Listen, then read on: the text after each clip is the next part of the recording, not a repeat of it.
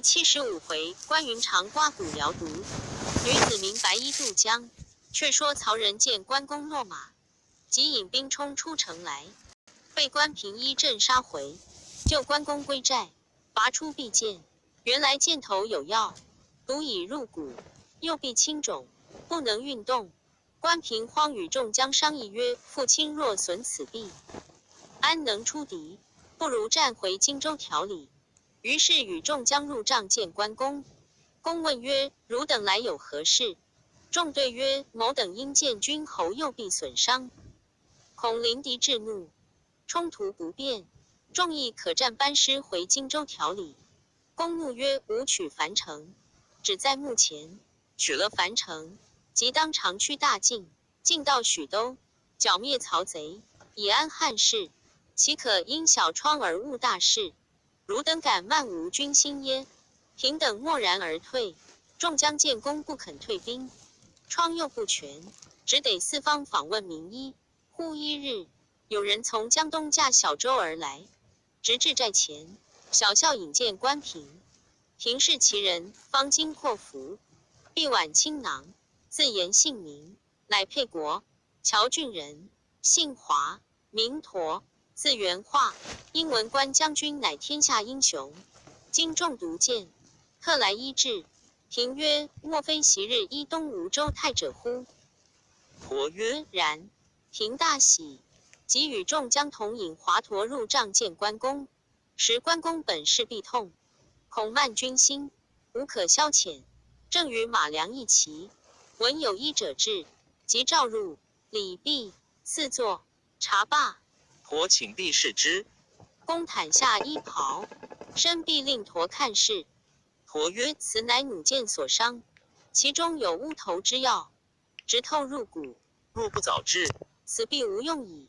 公曰：用何物治之？佗曰：某自有治法，但恐君侯惧耳。公笑曰：吾视死如归，有何惧哉？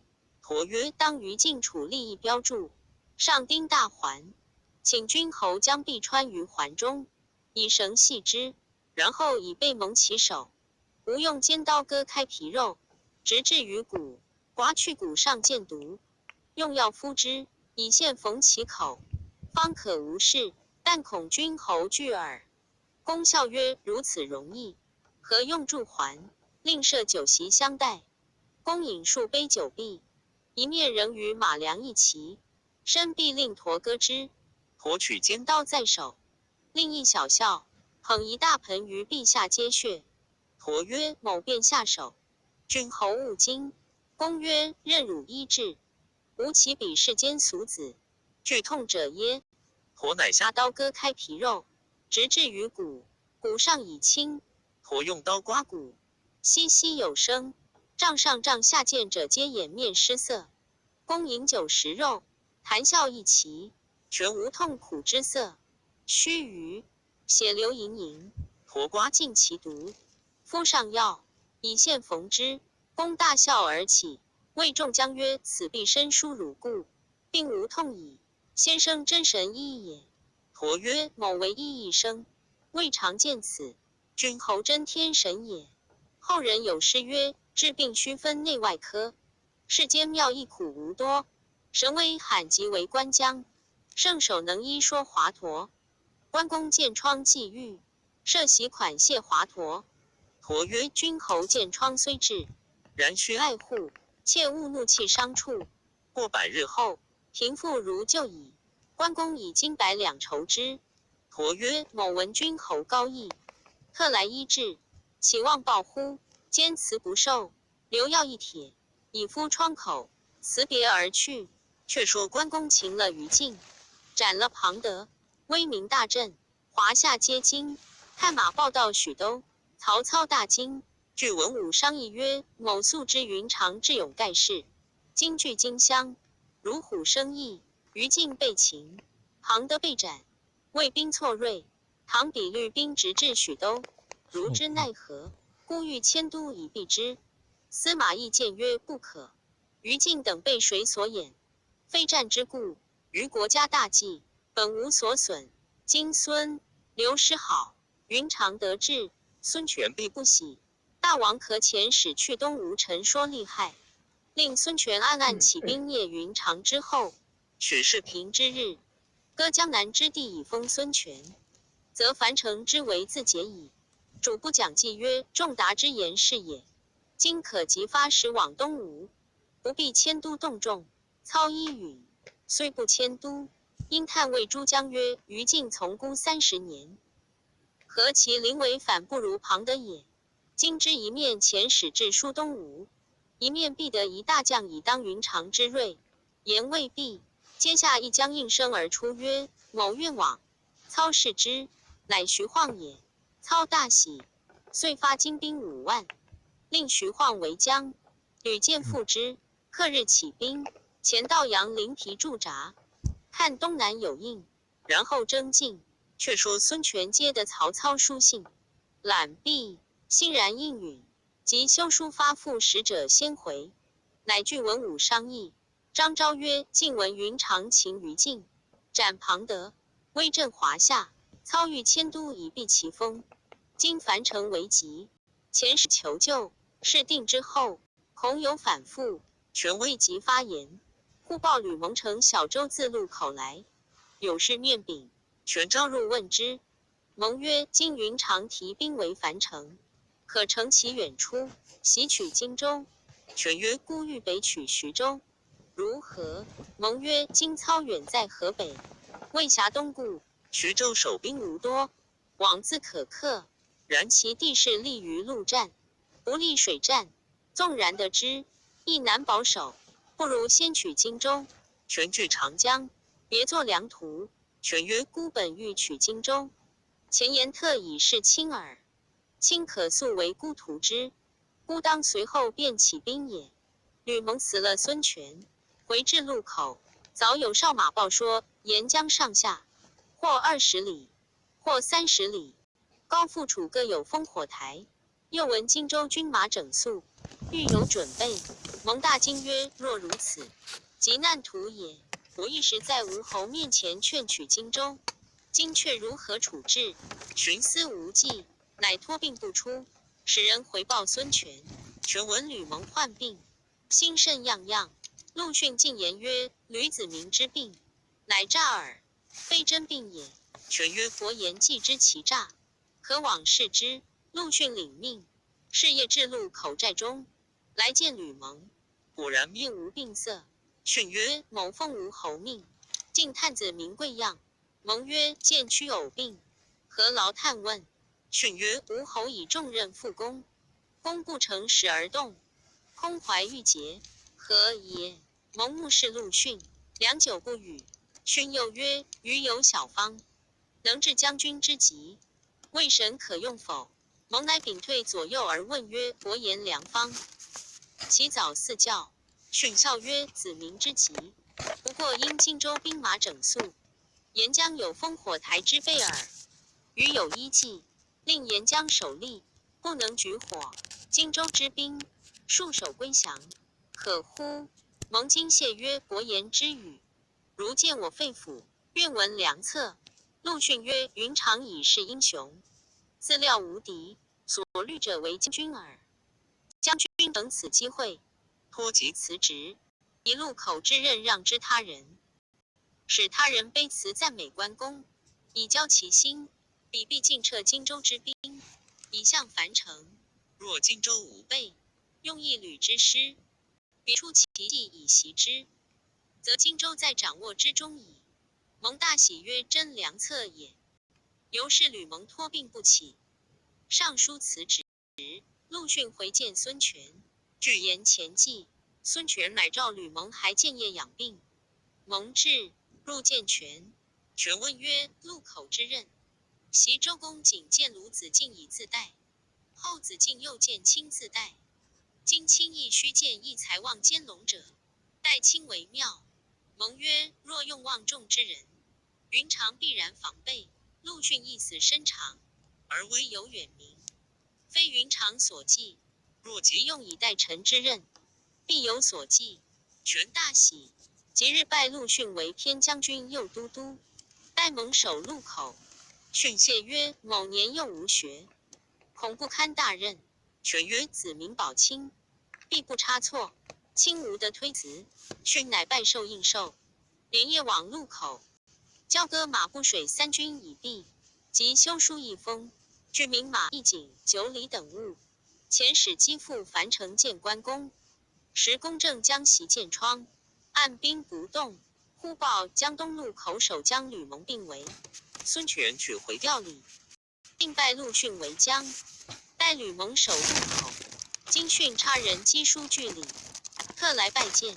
关公召入，只来使而言曰：众谋见识短浅，用此孺子为将。来使伏地告曰：陆将军呈书备礼，一来与君侯作贺，二来求两家和好。幸起笑流。公差书视之，书辞极其悲谨。关公览毕，仰面大笑，令左右收了礼物，发付使者回去。使者回见陆逊曰：关公欣喜，吾复有忧江东之意。逊大喜，密遣人探得关公果然撤荆州大半兵赴樊城听条，只待见窗全可，便欲进兵。逊察之备细，即差人星夜报之孙权。孙权召吕蒙商议曰：今云长果撤荆州之兵，攻取樊城，便可设计袭取荆州。卿与吾弟孙角同引大军前去，何如？孙角字叔名，乃孙权叔父孙敬之次子也。蒙曰：主公若以蒙可用，则独用蒙；若以叔名名可用，则独用叔名。岂不闻昔日周瑜、程普为左右都督？事虽决于虞，然普自以旧臣而居于下，火不相慕。后因见虞之才，方使敬服。今蒙之才不及虞，而叔名之亲胜于普，恐未必能相继也。权大悟，遂拜吕蒙为大都督，总治江东诸路军马，令孙角在后接应粮草。蒙拜谢，点兵3万，快船80余只，选挥水者扮作商人，皆穿白衣，在船上摇橹，却将精兵伏于左州右构、左州右路船中。4条韩当、蒋钦、朱然、潘璋、周泰、徐盛、丁奉等7员大将相继而进，其余皆随吴侯为合后就应。一面遣使致书曹操，令进兵以袭云长之后；一面先传报陆逊，然后发白衣人驾快船往浔阳江去，昼夜暂行，直抵北岸。江边烽火台上守台军盘问时，无人答曰：我等皆是客商，因江中阻风，到此一避，遂将财物送于守台军士。军士信之，遂任其停泊江边。约至2更，左州右构、左州右路中精兵齐出，将烽火台上官军伏倒。暗号一声，80余船精兵聚起，将紧要去处敦台之军进行捉入船中，不曾走了一个。于是长驱大进，进取荆州，无人知觉。将至荆州，吕蒙将沿江敦台所获官军用好盐抚慰，个个重赏，令传开城门，纵火为号。众军领命，吕蒙便叫前导。比及半夜，到城下叫门，门吏认的是荆州之兵，开了城门，众军一声喊起，就城门里放起号火，吴兵齐入，袭了荆州。吕蒙便传令军中，如有妄杀一人，妄取民间遗物者，并按军法原任官吏，并依就职，将关公家属另养别宅，不许闲人搅扰。一面遣人申报孙权。1日大雨，蒙上马引戍起点看4门，忽见一人取民间若笠以盖铠甲。蒙喝左右直下问之，乃蒙之乡人也。蒙曰：汝虽系我同乡，但吾号令已出，汝故犯之，当按军法。其人弃告曰：某恐与失官铠，故取遮盖，非为私用，岂将军念同乡之情？蒙曰：吾故知汝为负官铠，然终是不应取民间之物。是左右推下斩之，枭首传事毕，然后收其尸首，弃而葬之。自是3军振肃。不1日，孙权领众至，吕蒙出郭迎接入衙，权威烙毕，人命潘俊为治中，掌荆州事，兼内放出于禁，遣归曹操，安民赏军，设宴庆贺。权为吕蒙曰：今荆州已得，但公安复是人，南郡糜芳，此二楚如何收复？言未毕，忽一人出曰：不须引弓发箭，某凭3寸不烂之舌，说公安复是人来将，可乎？众视之，乃于藩也。权曰：众降有何良策，可使复是人归降？藩曰：某自幼与世人交厚，今若以利害说之，权大喜，虽令于藩500军，尽奔公安来。却说复是人听知荆州已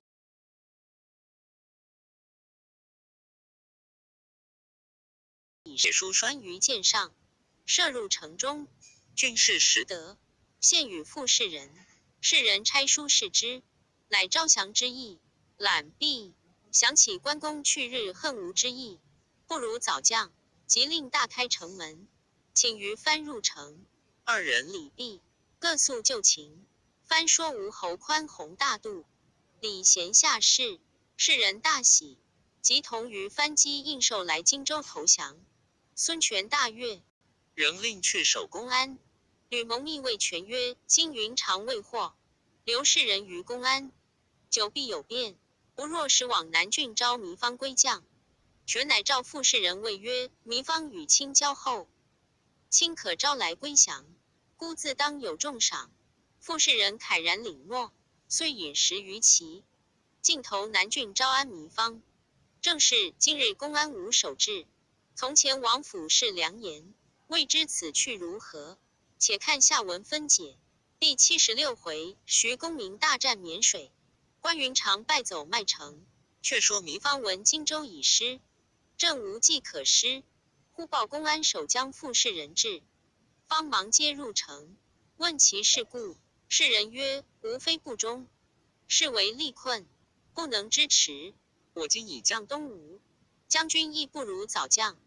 方曰：吾等受汉中王厚恩，安忍备之？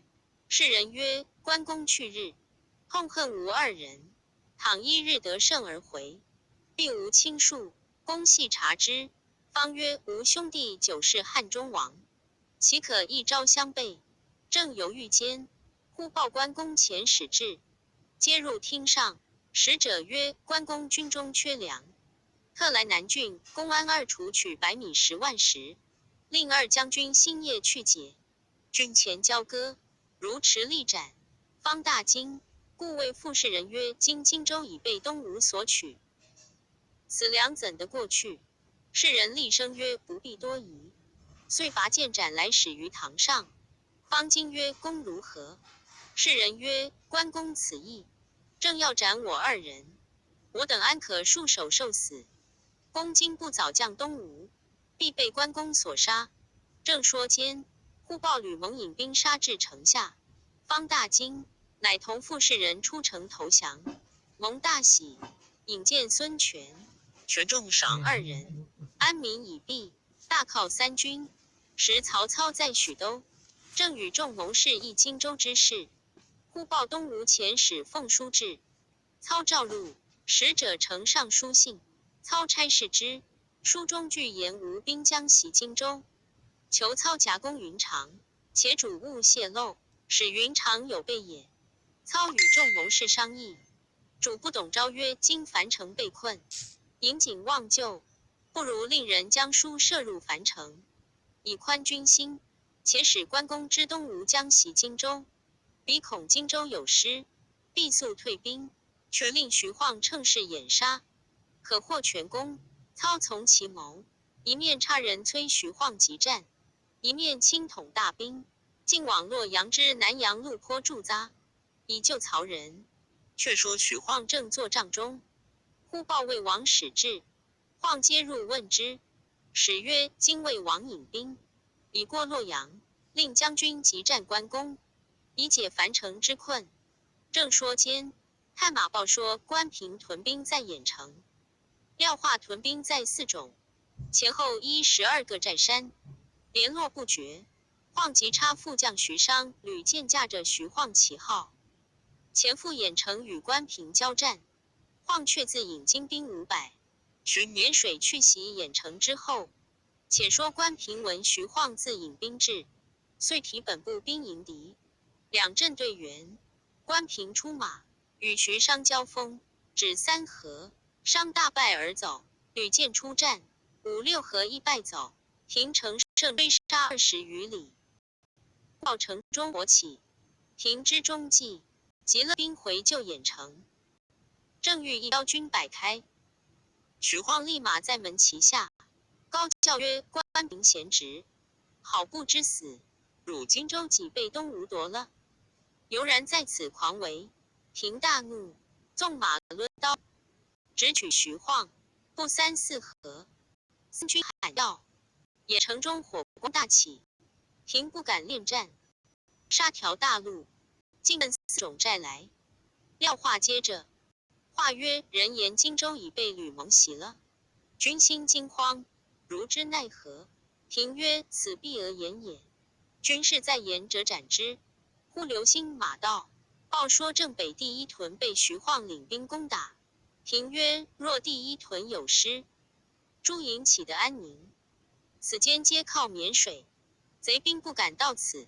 吾与汝同去救第一屯。”廖化唤部将吩咐曰：“汝等坚守营寨，如有贼到，即便举火。”部将曰：“4种寨鹿角石重，虽飞鸟亦不能入，何虑贼兵？”于是关平、廖化尽起4种寨精兵，奔至第一屯驻扎。关平看见魏兵屯于浅山之上，谓廖化曰：“徐晃屯兵，不得地利，今夜可引兵解寨。”话曰：“将军可分兵一半前去，某当紧守本寨。”是夜，关平引1支兵杀入魏寨，不见一人。平知是计，火速退时。左边徐商，右边吕建，两下夹攻，平大败回营。魏兵乘势追杀前来，四面围住，关平、廖化支持不住，弃了第一屯，径投4种寨来。早望见寨中火起，即到寨前，只见皆是魏兵旗号。关平等退兵，忙奔樊城大路而走，前面一军拦住，为首大将，乃徐晃也。平、化2人奋力死战，夺路而走，回到大寨，来见关公曰：“今徐晃夺了郾城等处，又兼曹操自引大军，分3路来救樊城。颇有人言荆州已被吕蒙袭了。”关公喝曰：“此敌人讹言，以乱我军心耳。东吴吕蒙并为，孺子陆逊代之，不足为虑。言未毕，忽报徐晃兵至，公令备马。平见曰：“附体未全，不可与敌。”公曰：“徐晃与我有救，深知其能，若彼不退，退，吾先斩之，以警魏将。”遂披挂提刀上马，愤然而出。魏军见之，无不惊惧。公勒马问曰：“徐公明安在？”魏营门旗开处，徐晃出马，欠身而言曰：“自别君侯，数乎数载，不想君侯须罚以苍白矣。一袭壮言相从，多蒙教诲，感谢不忘。今君侯因封镇于华夏，使故人闻之，不生叹羡，资信的一见，深未可怀。”公曰：“吾与公明交气深厚，非比他人。今何故数穷吾儿耶？”晃回顾众将，厉声大叫曰：“若取得云长首级者，重赏1000金。”公惊曰：“公明何出此言？”晃曰：“今日乃国家之事，某不敢以私废公。”言讫，挥大斧直取关公。公大怒，亦挥刀迎之，战80余合。公虽武艺绝伦，终是右臂少力。关平恐公有失，火急鸣金。公拨马回寨，忽闻四下里喊声大震，原来是樊城曹仁闻曹操救兵至，引军杀出城来，与徐晃会合，两下夹攻，荆州兵大乱。关公上马，引众将急奔湘江上流头。背后卫兵追至，关公急渡过湘江，望襄阳而奔。忽流星马到，报说荆州已被吕蒙所夺，家眷被陷。关公大惊，不敢奔襄阳，提兵投公安来。看马又报公安副士人已降东吴了。关公大怒，呼催良人到，报说公安副士人往南郡，杀了使命，招糜芳都降东吴去了。关公闻言，怒气冲塞，窗口迸裂，昏厥于地。众将就醒。公故谓司马王府曰：“悔不听足下之言。今日国有此事，应问沿江上下，何不举火？”探马答曰：“吕蒙使水手进川白衣，伴作客商渡江，将金兵伏于左州右构、左州右路之中，先擒了守台士卒，因此不得举火。”公迭足叹曰：“吴中奸贼之谋矣，有何面目见兄长耶？”管粮都督赵磊曰：“今事急矣。”一面差人往成都求救，一面从汉路去取荆州。关公一言，马良、一级击闻三道，星夜赴成都求救，一面引兵来取荆州，自领前队先行。刘廖化、关平断后。却说樊城为解，曹仁引众将来见曹操，泣拜请罪。操曰：“此乃天数，非汝等之罪也。”操重赏3军，亲治4种寨，周围越氏，故谓诸将曰：“荆州兵围堑鹿角数众。”许公明深入其中，尽获全功，故用兵30余年，未敢长驱进入敌围。公明真胆识兼优者也。众皆叹服。操班师还于磨皮驻扎，许晃兵至，操亲出寨迎之，见晃军皆按队伍而行，并无插乱。操大喜曰：“徐将军真有周亚夫之风矣。”遂封徐晃为平南将军，同夏侯上守襄阳，以扼关公之师。操因荆州未定，就屯兵于磨皮。以后消息，却说关公在荆州路上，进退无路，谓赵磊曰：“目今前有吴兵，后有魏兵，吾在其中，救兵不至，如之奈何？”磊曰：“袭吕蒙在路口时，常致书君侯，两家约好，共诛操贼。今却助曹而袭我，是被蒙也。君侯暂驻军于此，可差人遗书吕蒙责之，看彼如何对答。”关公从其言，遂修书遣使赴荆州来。却说吕蒙在荆州，传下号令，凡荆州诸郡，有随关公出征将士之家，不许无兵搅扰，按月给与粮米。有患病者，遣医治疗。将士之家，感其恩惠，安堵不动。忽报关公使至，吕蒙出郭迎接入城，以宾礼相待。使者呈书与蒙，蒙看毕，谓来使曰：“蒙昔日与关将军结好，乃一己之私见。今日之事，乃上命差遣，不得自主。凡使者回报将军，善言致意，遂设宴款待，送归馆驿安歇。于是随征将士之家，皆来问信。有附家书者，有口传音信者，皆言家门无恙，衣食不缺。使者辞别吕蒙，蒙亲送出城。使者回见关公，具告吕蒙之语，并说荆州城中君侯宝卷并诸将家属，俱各无恙，供给不缺。公大怒曰：“此奸贼之计也！我生不能杀此贼，死必杀之，以雪我恨。”喝退使者。使者出寨，众将皆来探问家中之事。使者具言各家安好。吕蒙及其恩恤，并将书信传送各将。各将欣喜，皆无战心。关公率兵取荆州，军行之次，将士多有逃回荆州者。关公愈加恨怒，遂催军前进。突然喊声大震，一彪军拦住，为首大将，乃蒋钦也。勒马挺枪大叫曰：“云长何不早降？”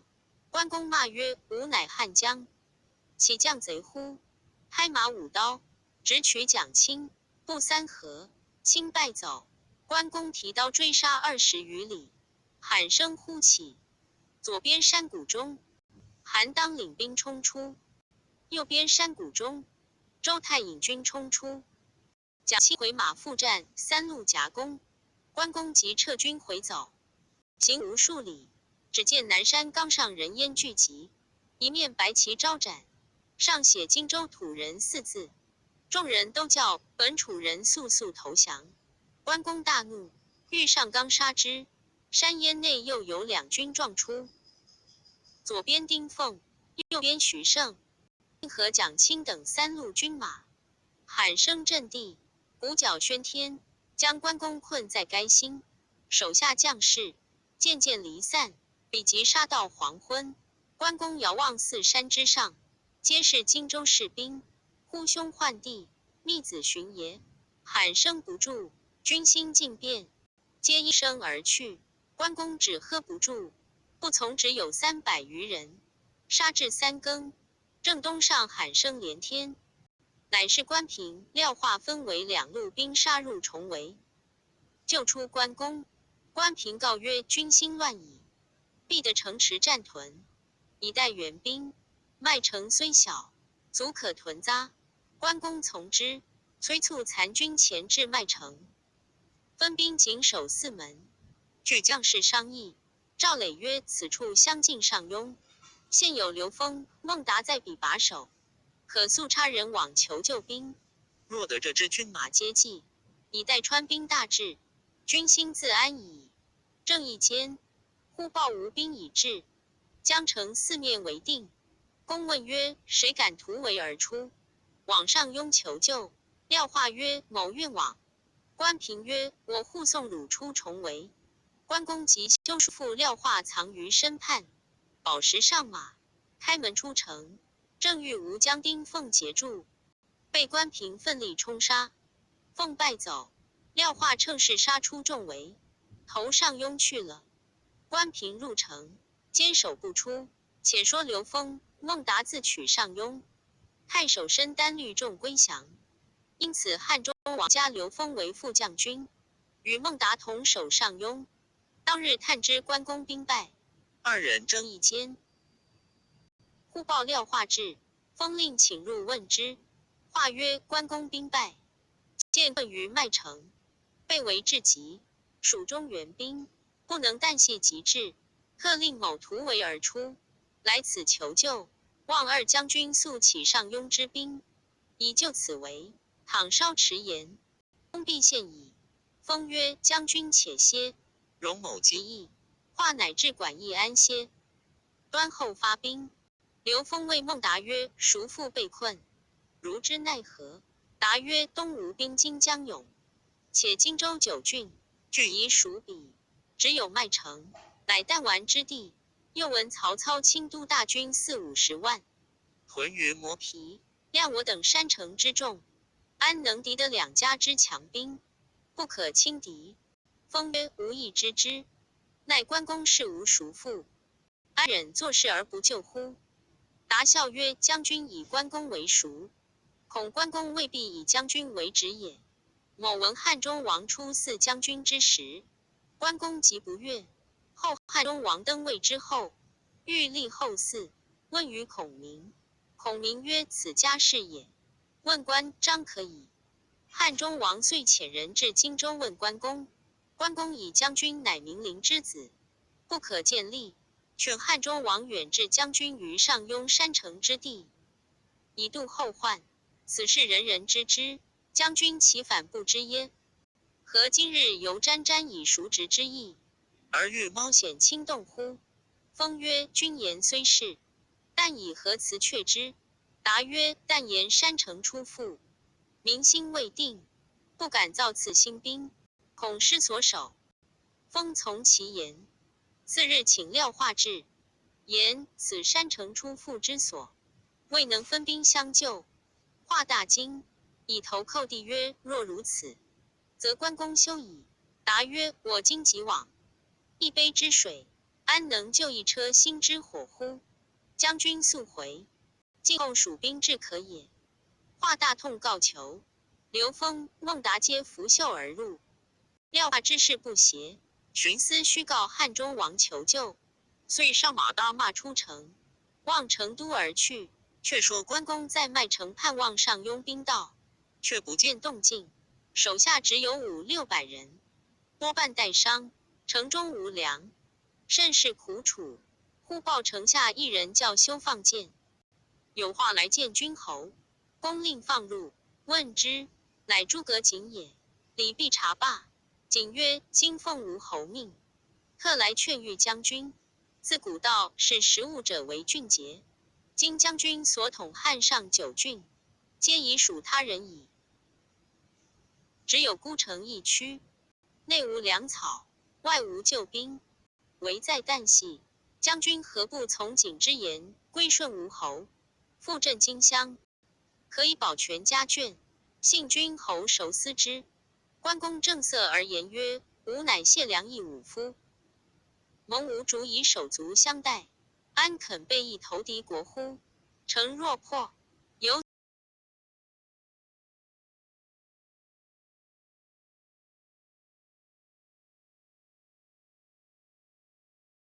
入勿多言，速请出城。吾欲与孙权决一死战。瑾曰：吴侯欲与君侯结情，尽之好，同力破曹，共扶汉室，别无他意。君侯何执迷如是？言未毕，关平拔剑而前，欲斩诸葛瑾。公止之曰：彼弟孔明在蜀，左辱伯父，今若杀彼，伤其兄弟之情也。遂令左右逐出诸葛瑾。瑾满面羞惭，上马出城，回见吴侯曰：关公心如铁石，不可说也。孙权曰：真忠臣也，似此如之奈何？吕范曰：谋请补其修旧。权即令补之。范叠失丞相，乃递水师挂，更有玄武灵印，主敌人远奔。权问吕蒙曰：挂主敌人远奔，卿以何策擒之？蒙笑曰：卦象正合某之机也。关公虽有冲天之意，非不出吴罗网矣。正是龙游沟壑遭虾戏，凤入牢笼被鸟欺。毕竟吕蒙之计若何？且看下文分解。第77回，玉泉山关公显圣，洛阳城曹操感神。却说孙权求计于吕蒙，蒙曰：吾料关某兵少，必不从大路而逃。麦城正北有险峻小路，必从此路而去。可令朱然引精兵5000，伏于麦城之北20里。彼军至，不可与敌，只可随后掩杀。彼军定无战心，必奔临掬。却令潘璋引精兵500，伏于临掬山僻小路，关某可擒矣。今遣将士各门攻打，只空北门，待其出走。权闻计，令吕范再补之。挂城，范告曰：此挂主敌人投西北而走，今夜亥时必然就擒。权大喜，遂令朱然、潘璋领2支精兵，依军令埋伏去气。且说关公在麦城，祭点马步军兵，只剩300余人，粮草又尽。是夜城外无兵召唤各军姓名，越城而去者甚多，救兵又不见到，心中无计。谓王府曰：吾悔昔日不用公言，今日为急，将复如何？府库告曰：今日之事，虽子牙复生，亦无计可施也。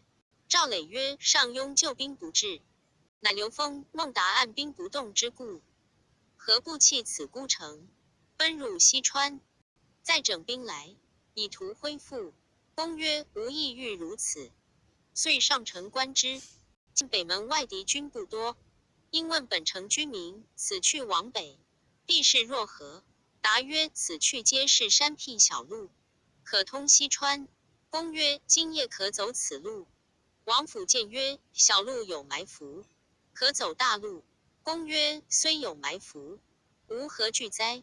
即下令马步官军，严整装束，准备出城。府哭曰：君侯于路，小心保重。某与不足100余人，死据此城，城虽破，身不降也。专望君侯速来救援。公亦与弃别，遂留周仓与王府同守麦城。关公自与关平、赵雷引残卒200余人，突出北门。关公横刀前进，行至出更以后，约走20余里，只见山凹处，金鼓齐鸣，喊声大震。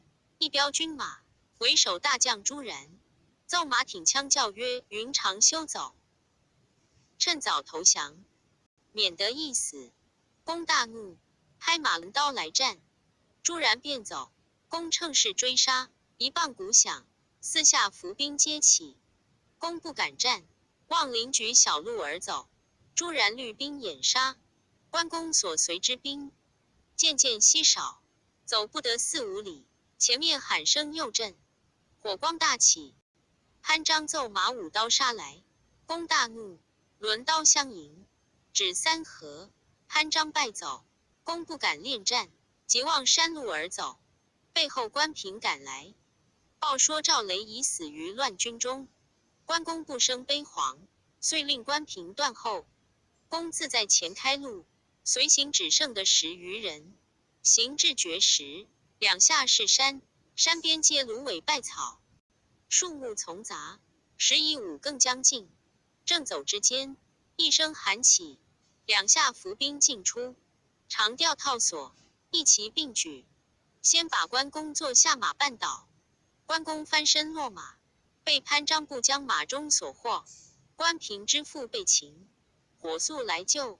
背后潘璋、朱然率兵齐至，把关平四下围住。平孤身独战，历尽亦被执。至天明，孙权闻关公父子已被擒获，大喜，聚众将于帐中。少时，马中簇拥关公至前。权曰：“孤九牧将军胜得，欲结秦晋之好，何相弃耶？公平习自以为天下无敌，今日何由被吾所擒？将军今日还服孙权否？”关公厉声骂曰：“闭眼小儿，子然鼠辈！吾与刘皇叔桃园结义，是服汉室，其余汝叛汉之贼为伍耶？我今目中奸计，有死而已，何必多言？”权回顾众官曰：“云长是之豪杰，孤深爱之，今欲以礼相待，劝使归降，何如？”主不左贤曰：“不可。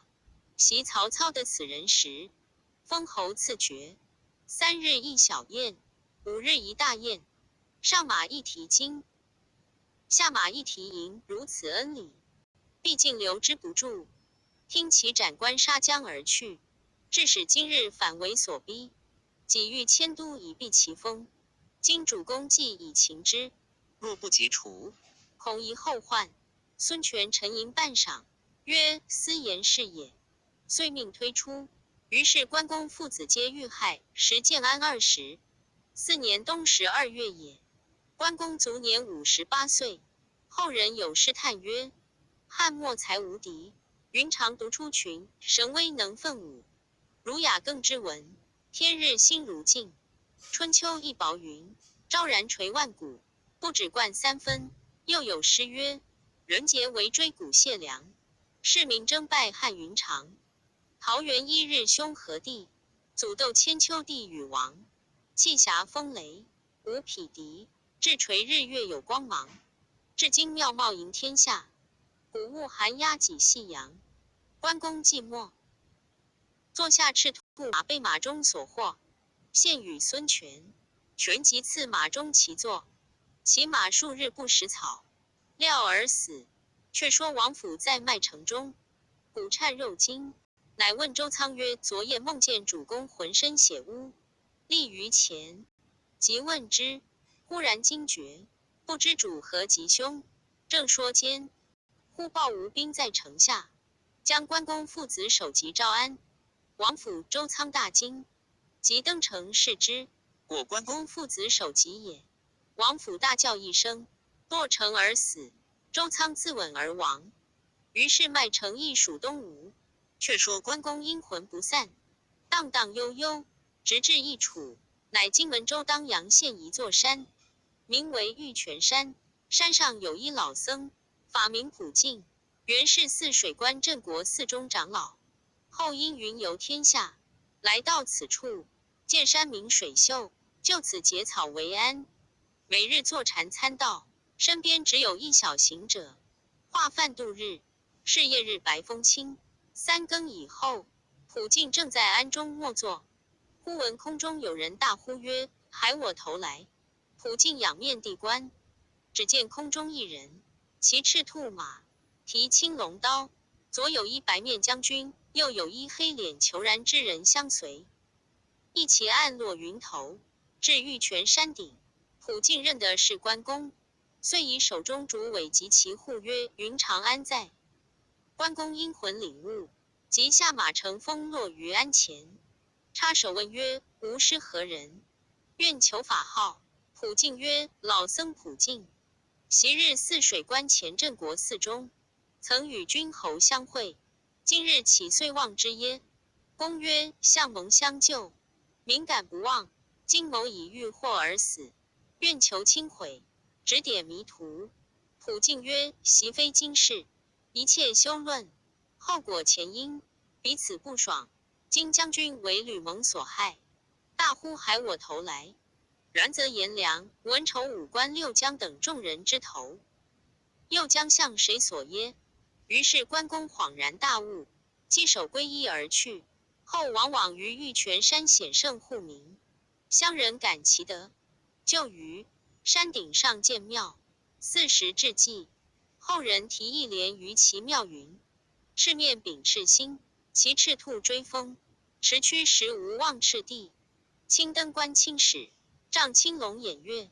引为楚部，愧青天。”却说孙权既害了关公，遂尽收荆襄之地，赏犒3军，设宴大会诸将庆功，置吕蒙于上位，故谓众将曰：“孤久不得荆州，今唾手而得，皆子民之功也。”蒙再三训谢，权曰：“袭州狼熊掠过人，破曹操于赤壁，不幸早咬，鲁子敬待之。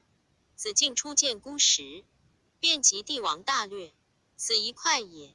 曹操东下，诸人皆劝孤将，子敬独劝孤赵公瑾逆而击之，此2快也。唯劝吾借荆州与刘备，是其意短。今子明社稷定谋，力取荆州，胜子敬、周郎多矣。”于是亲酌酒赐吕蒙，吕蒙皆酒欲饮，忽然执杯于地，一手揪住孙权，厉声大骂曰：“闭眼小儿，子然鼠辈，还是我否？”众将大惊。及就时，蒙推倒孙权，大步前进，坐于孙权位上，两眉倒竖，双眼圆睁，大喝曰：“我自破黄巾以来，纵横天下30余年，今被汝一旦以奸计屠我，我生不能啖汝之肉，死当追吕贼之魂。我乃汉寿亭侯关云长也。”权大惊，慌忙率大小将士，皆下拜。只见吕蒙倒于地上，七窍流血而死。众将见之，无不恐惧。权将吕蒙尸首举棺安葬，赠南郡太守禅灵侯，命其子吕霸袭爵。孙权自此感关公之事，惊讶不已。忽报张昭自建业而来，权君入问之。昭曰：“今主公损了关公父子，江东或不远矣。此人与刘备桃园结义之时，视同生死。今刘备已有两川之兵，更兼诸葛亮之谋，张、黄、马、赵之勇，被若之云长父子遇害，必起倾国之兵，奋力报仇，恐东吴难与敌也。”权闻之大惊，迭足曰：“孤师计教也，似此如之奈何？”昭曰：“主公勿忧，某有一计，令西蜀之兵不犯东吴，荆州如磐石之安。”权问何计？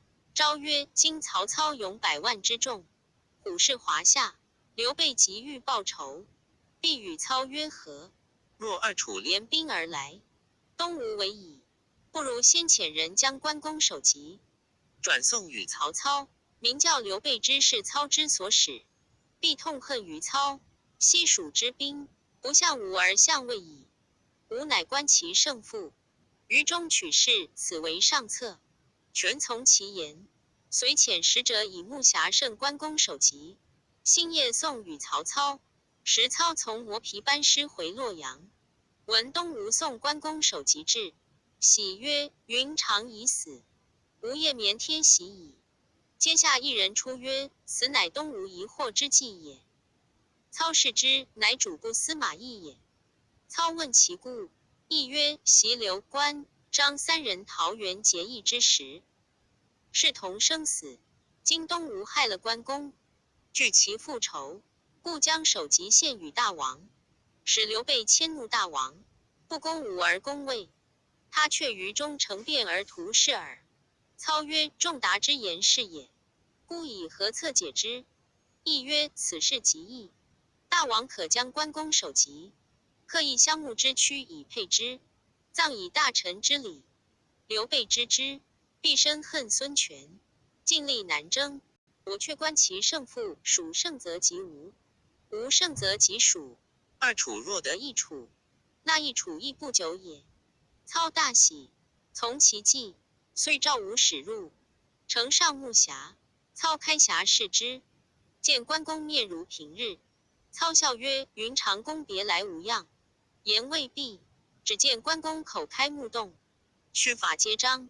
操惊倒，众官急救，良久方醒，故谓众官曰：“关将军真天神也。”吴使又将关公险胜附体，骂孙权追吕蒙之事告操。操愈加恐惧，遂设生礼祭祀，刻沉香木为躯，以王侯之礼，葬于洛阳南门外，令大小官员送殡。操自拜祭，赠为荆王，插冠守墓，即遣吴使回江东去讫。却说汉中王自东川回成都，法正奏曰：“王上先夫人去世，孙夫人又难归，未必再来。人伦之道，不可废也，必纳王妃，以相内政。”汉中王从之。法正复奏曰：“吾亦有一妹，美而且贤，常闻有香者。香此女后必大贵，先曾许刘焉之子刘茂，茂早夭，其女至今寡居，大王可纳之为妃。”汉中王曰：“刘茂与我同宗，于礼不可。”法正曰：“论其亲疏，何以尽闻之与怀淫乎？”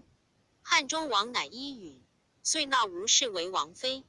后生二子，长刘永，字公寿，次刘礼，字奉孝。且说东西两川，民安国父，田和大成。忽有人自荆州来，言东吴求婚于关公。关公立拒之，孔明曰：“荆州为矣，可使人替关公回。”正商议间，荆州捷报使命，络绎而至。不一日，关兴到，据言水演七军之事。忽又报马到来，报说关公于江边多设墩台，提防甚密，万无一失，因此玄的放心。忽一日，玄的自觉浑身肉颤，行坐不安，至夜不能宁睡，起坐内室，秉烛看书，觉神思昏迷，扶脊而卧。室中忽起一阵冷风，灯灭复明，抬头见一人立于灯下。玄的问曰：“汝何人？”营业至吴内室，其人不答。玄的一怪，自起视之，乃是关公于灯影下，往来躲避。玄的曰：“贤弟别来无恙，夜深至此，必有大故。吾与汝情同骨肉，因何回避？”关公泣告曰：“愿兄起兵，以雪地恨。”言讫，冷风骤起，关公不见。玄的忽然惊觉，乃是一梦，时正三鼓。玄德大疑，即出前殿，使人请孔明来。孔明入见，玄德细言梦境。孔明曰：“此乃王上心思关公，故有此梦，何必多疑？”玄德再三疑虑，孔明以善言解之。孔明此出，至中门外，迎见许靖。靖曰：“某才赴军师府下报一机密，听知军师入宫，特来至此，孔明曰：有何机密？晋曰：某是闻外人传说，东吴吕蒙以袭荆州，关公以遇害，故特来密报军师。孔明曰：吾夜观天象，见将星落于荆楚之地，已知云长必然被获，但恐王上忧虑，故未敢言。二人正说之间，忽然殿内转出一人，扯住孔明衣袖而言曰：如此凶信，公何瞒我？孔明视之，乃玄德也。孔明、许敬奏曰：是来所言，皆传闻之事，未足深信，愿王上宽怀，勿生忧虑。玄德曰：吾与云长是同生死，彼若有失，孤岂能独生耶？孔明、许敬正劝解之间，忽进士奏曰：马良亦即至。玄德即召入问之。二人据说荆州有失，关公兵败求救，呈上表彰，未及差官，侍臣又奏荆州廖化至。玄德即召入，化哭拜于地，细奏刘封、孟达不发救兵之事。玄德大惊曰：若如此，吾弟休矣。孔明曰：刘封、孟达如此无礼，罪不容诛。王上宽心，谅卿提一旅之师，去救荆州之急。玄德泣曰：云长有失，孤断不独生，孤来日自提一军去救云长，遂一面差人赴郎中报之以德，一面差人汇集人马，未及天明，一连数次报，说关公夜走灵举，为吴将所获，亦不屈节，父子归神。玄德听罢，大叫一声，昏厥于地，正是唯念当年同事死，忍教今日独捐生。未知玄德性命如何？且看下文分解。第78回，至封及神医身死，传一命奸雄数中。却说汉中王闻关公父子遇害，哭倒于地，众文武急救，半晌方醒，伏入内殿。孔明劝曰：王上少忧，自古道死生有命，关公平日刚而自矜，故今日有此祸，王上且以保养尊体，徐图报仇。玄德曰：孤与关张二弟桃园结义时，是同生死，今云长已亡，孤岂能独享富贵乎？言未毕，只见关兴号痛而来。玄德见了，大叫一声，又哭厥于地。众官就醒，一日哭厥3、5次，3日水浆不进，只是痛哭，泪湿衣襟，斑斑成血。孔明与众官再三劝解。玄德曰：孤与东吴是不同日月也。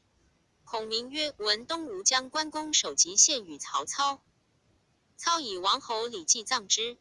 玄德曰：此何意也？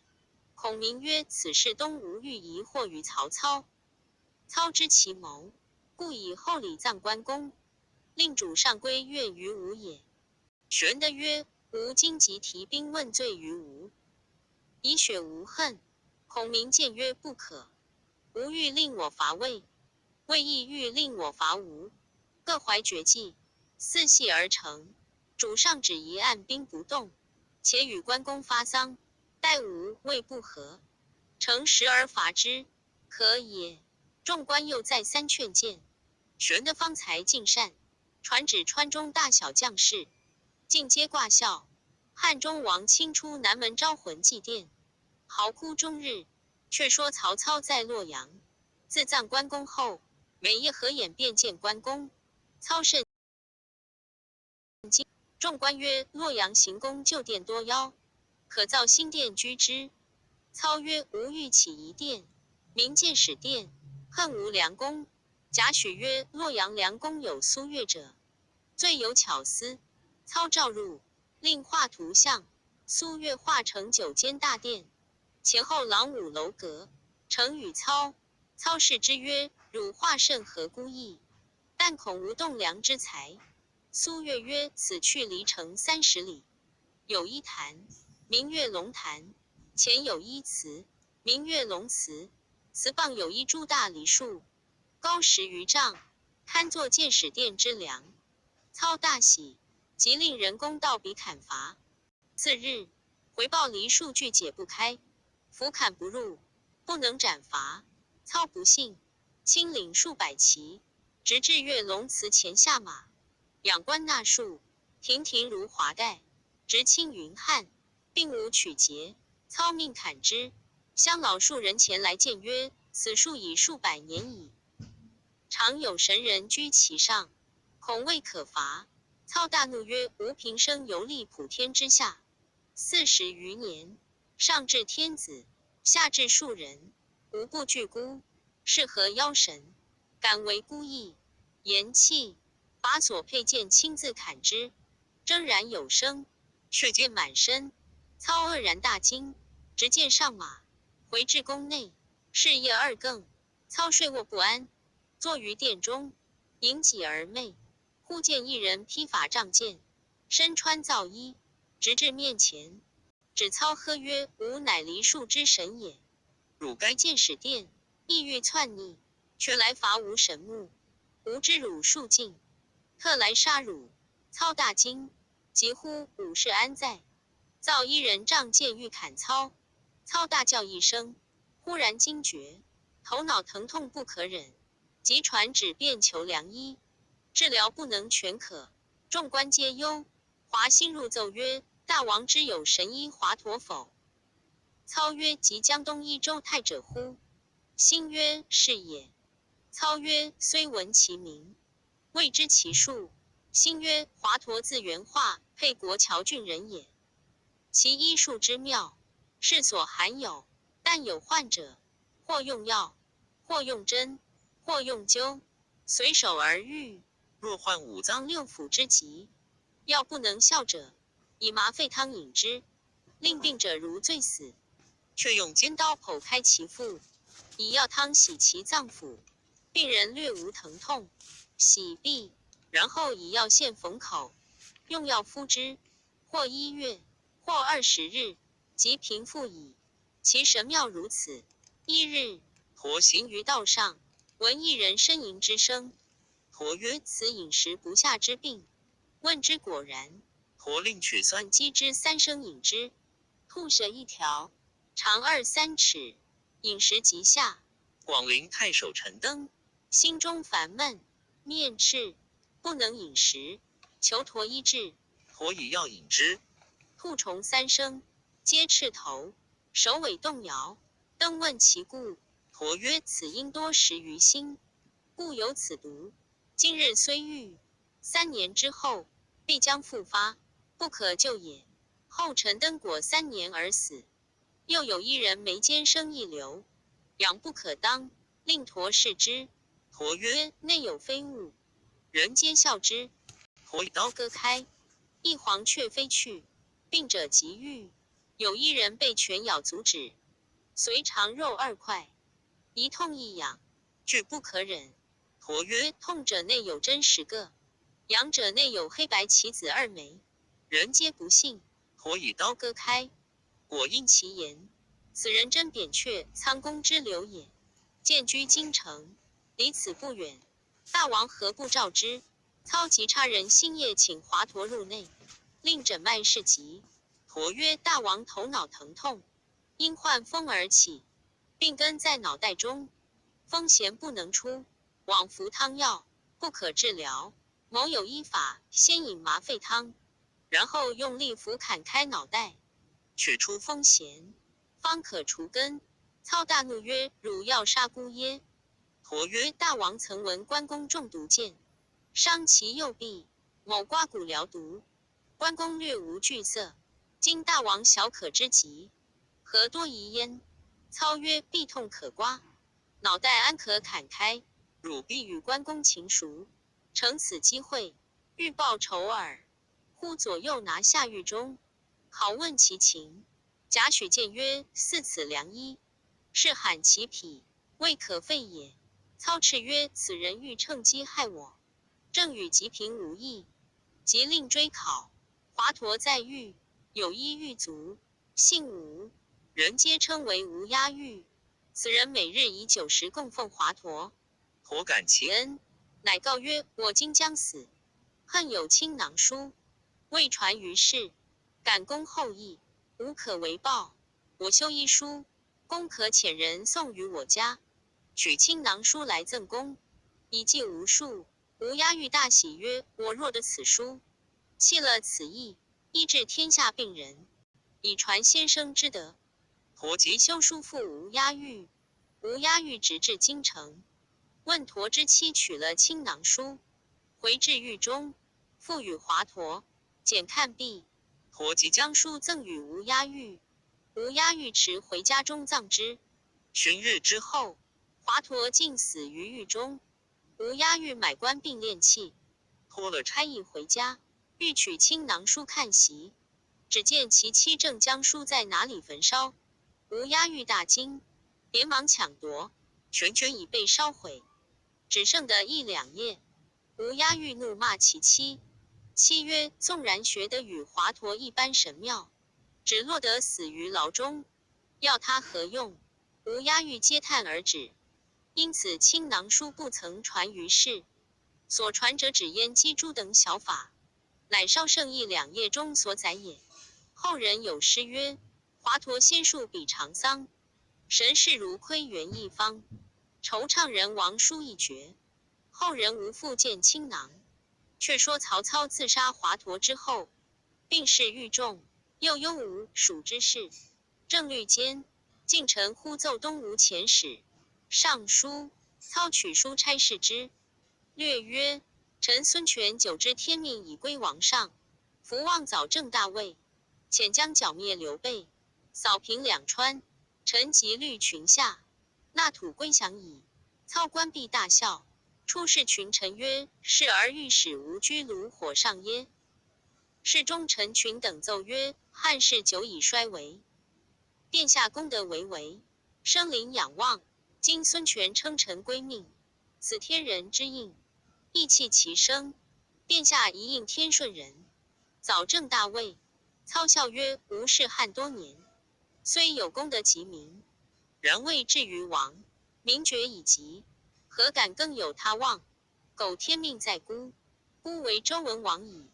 司马懿曰：今孙权既称臣归附，王上可封官赐爵，另据刘备。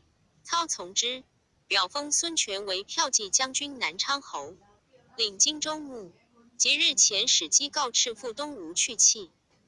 操病逝转家，忽一夜梦三马同槽而食，极晓。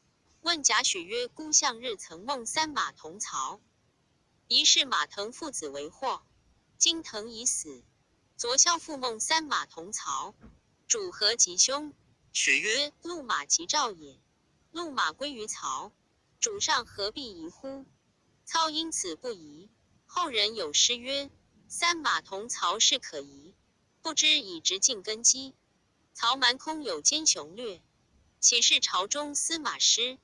是夜操卧寝室，至三更，觉头目昏眩，乃起，扶脊而卧。忽闻殿中声如裂帛，操惊视之，忽见伏皇后、董贵人、二皇子并伏完、董承等20余人，浑身血污，立于愁云之内，隐隐闻所命之声。操即拔剑望空砍去，忽然一声响亮，震他殿宇西南一角。操惊倒于地，进士救出，迁于别宫养病。次夜又闻殿外男女哭声不绝。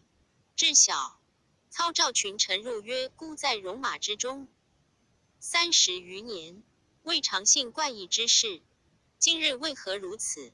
群臣奏曰：大王当命道士设教修壤。操叹曰：圣人云：祸罪于天，无所导也。孤天命已尽，安可救乎？遂不允设教。次日，绝气冲上交，目不见物，即召夏侯惇商议。敦至殿殿门前，忽见伏皇后、董贵人、二皇子、伏完、董承等，立在阴云之中。敦大惊昏倒，左右扶出，自此得病。操召曹洪、陈群、贾诩、司马懿等，同至卧榻前，主以后事。曹洪等顿首曰：大王善保玉体，不日定当豁然。操曰：孤纵横天下30余年，群雄皆灭，只有江东孙权，西蜀刘备，未曾剿除，孤今并为，不能再与卿等相续，特以家事相托孤长子曹昂。刘氏所生，不幸早年没于宛城。今便是生四子丕、张、直、雄。孤平生所爱第三子直，为人虚华少诚实，嗜酒放纵，因此不利。次子曹彰，勇而无谋。四子曹雄，多病难保。为长子曹丕，笃厚恭谨，可继我业，卿等宜辅佐之。曹洪等替弃领命而出，操令进士取平日所藏名箱，分赐诸侍妾。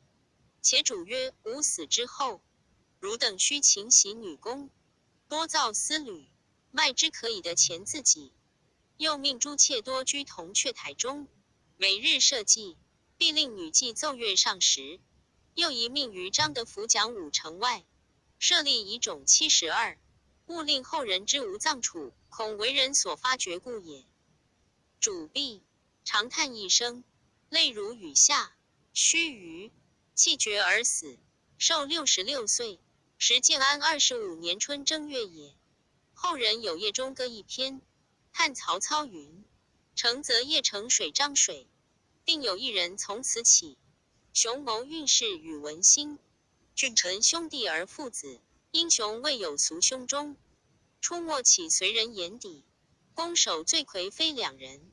遗臭流芳本一身，文章有神霸有气，岂能苟而化为群？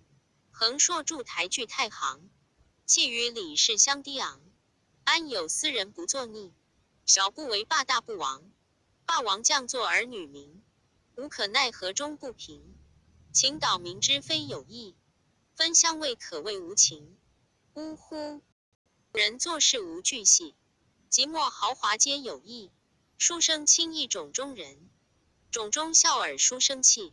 却说曹操身亡，文武百官尽皆举哀。一面遣人赴世子曹丕、鄢陵侯曹彰、临淄侯曹植、萧淮侯曹雄楚报丧。众官用金冠银果将操入殓。星夜举灵趁父夜郡来，曹丕闻之父丧，放声痛哭，律大小官员出城10里，扶到迎趁入城，停于偏殿，官僚挂孝，俱哭于殿上。忽一人挺身而出曰：请世子息哀，且议大事。众视之，乃中庶子司马孚也。孚曰：魏王既薨，天下震动，当早立嗣王，以安众心，何但哭泣耶？群臣曰：世子宜嗣位，但未得天子诏命，岂可造次而行？兵部尚书陈缴曰：王薨于外，爱子私利，彼此生辩，则社稷为矣。遂拔剑割下袍袖，厉声曰：即今日便请世子嗣位。众官有异议者，以此袍为例。百官悚惧。忽报华歆自许昌飞马而至，众皆大惊。须臾，华歆入，众问其来意。歆曰：今魏王薨逝，天下震动，何不早请世子嗣位？众官曰：正因不及后诏命，方意欲以王后便是辞旨立世子为王。歆曰：吾已于汉帝处所得诏命在此。众皆踊跃称贺。歆于怀中取出诏命开读，原来华歆产侍卫，故曹此诏，威逼献帝降之，帝只得听从，故下诏即封曹丕为魏王，丞相冀州牧。丕即日登位，受大小官僚拜舞起居。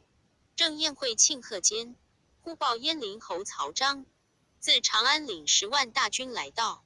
丕大惊，遂问群臣曰：黄须小弟，平日性刚，深通武艺，今提兵远来，必与孤争王位也，如之奈何？忽阶下一人应声出曰：臣请往见鄢陵侯。以片言折之，众皆曰：非大夫莫能解此惑也。正是看曹氏丕张氏，几作袁家谈上征，未知此人是谁。且看下文分解。第79回，兄逼弟曹植赋诗。直线熟流风伏法。却说曹丕闻曹彰提兵而来，惊问众官，一人挺身而出，愿往折服之。众视其人，乃建议大夫贾逵也。曹丕大喜，即命贾逵前往。逵领命出城，迎见曹彰。彰问曰：“先王喜寿安在？”逵正色而言曰：“家有长子，国有储君。先王喜寿，非君侯之所宜问也。”彰默然无语，来与贾逵同入城。至宫门前，逵问曰：“君侯此来，欲奔丧耶？欲征魏耶？”彰曰：“吾来奔丧，别无一心。”逵曰：“既无一心，何故带兵入城？”彰及时斥退左右将士，只身入内，拜见曹丕。兄弟二人相抱大哭。曹彰将本部军马尽交与曹丕，丕令张回鄢陵自守。张拜辞而去。于是曹丕安居王位，改建安25年为延康元年，封贾诩为太尉，华歆为相国，王朗为御史大夫，大小官僚尽皆升赏。谥曹操曰武王，葬于邺郡高陵。令于禁董治陵事，竟奉命到彼，只见陵屋中白粉壁上，图画关云长水淹七军擒获于禁之事，画云长俨然上座。庞德愤怒不屈，于禁拜伏于地，哀求起命之状。原来曹丕以于禁兵败被擒，不能死节，既降敌而复归，心比其为人，故先令人图画陵屋粉壁，故意使之往见以窥之。当下于禁见此画像，又羞又恼，气愤成病，不久而死。后人有诗叹曰：“30年来说旧交，可怜陵南不忠曹。知人未向心中事，画虎精从骨里苗。”却说华歆奏曹丕曰：“鄢陵侯已交割军马，赴本国去了。临淄侯直、萧怀侯雄二人今不来奔丧，理当问罪。”丕从之，即分遣20往二楚问罪。不一日，萧怀使者回报萧怀侯曹雄拒罪，自缢身死。丕令后葬之，追赠萧怀王。又过了1日，临淄使者回报说，临淄侯日与丁仪、丁义兄弟2人酣饮，被慢无礼。闻使命至，临淄侯端坐不动。丁仪骂曰：“昔日先王本欲立吾主为世子，被谗臣所阻。今王丧未远，便问罪于骨肉，何也？”丁义又曰：“据吾主聪明冠世，自当成4大位，今反不得力，辱纳庙堂之臣，何不是人才若此？”临淄侯因怒斥武士，将臣乱棒打出。丕闻之，大怒，即令徐除灵虎卫军3000，火速至临淄擒曹植等一干人来。楚奉命引军至临淄城，临淄守将拦阻，楚力斩之。直入城中，无一人敢当锋锐。进到府堂，只见曹植与丁仪、丁义等尽皆醉倒，楚皆扶之，载于车上，并将府下大小属官进行拿解邺郡。听后曹丕发落，丕下令先将丁仪、丁义等尽皆诛戮。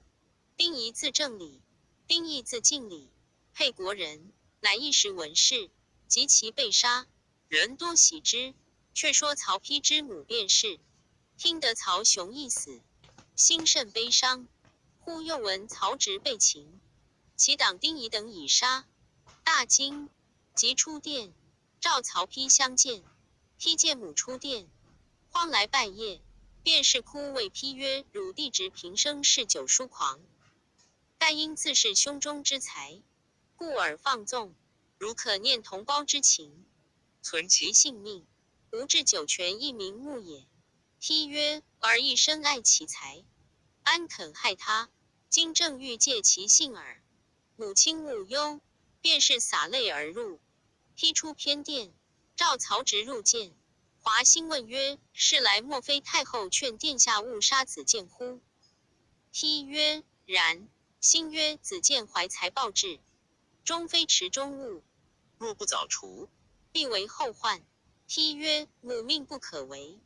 辛曰：人皆言子建出口成章，臣未深信，主上可召入，以才试之。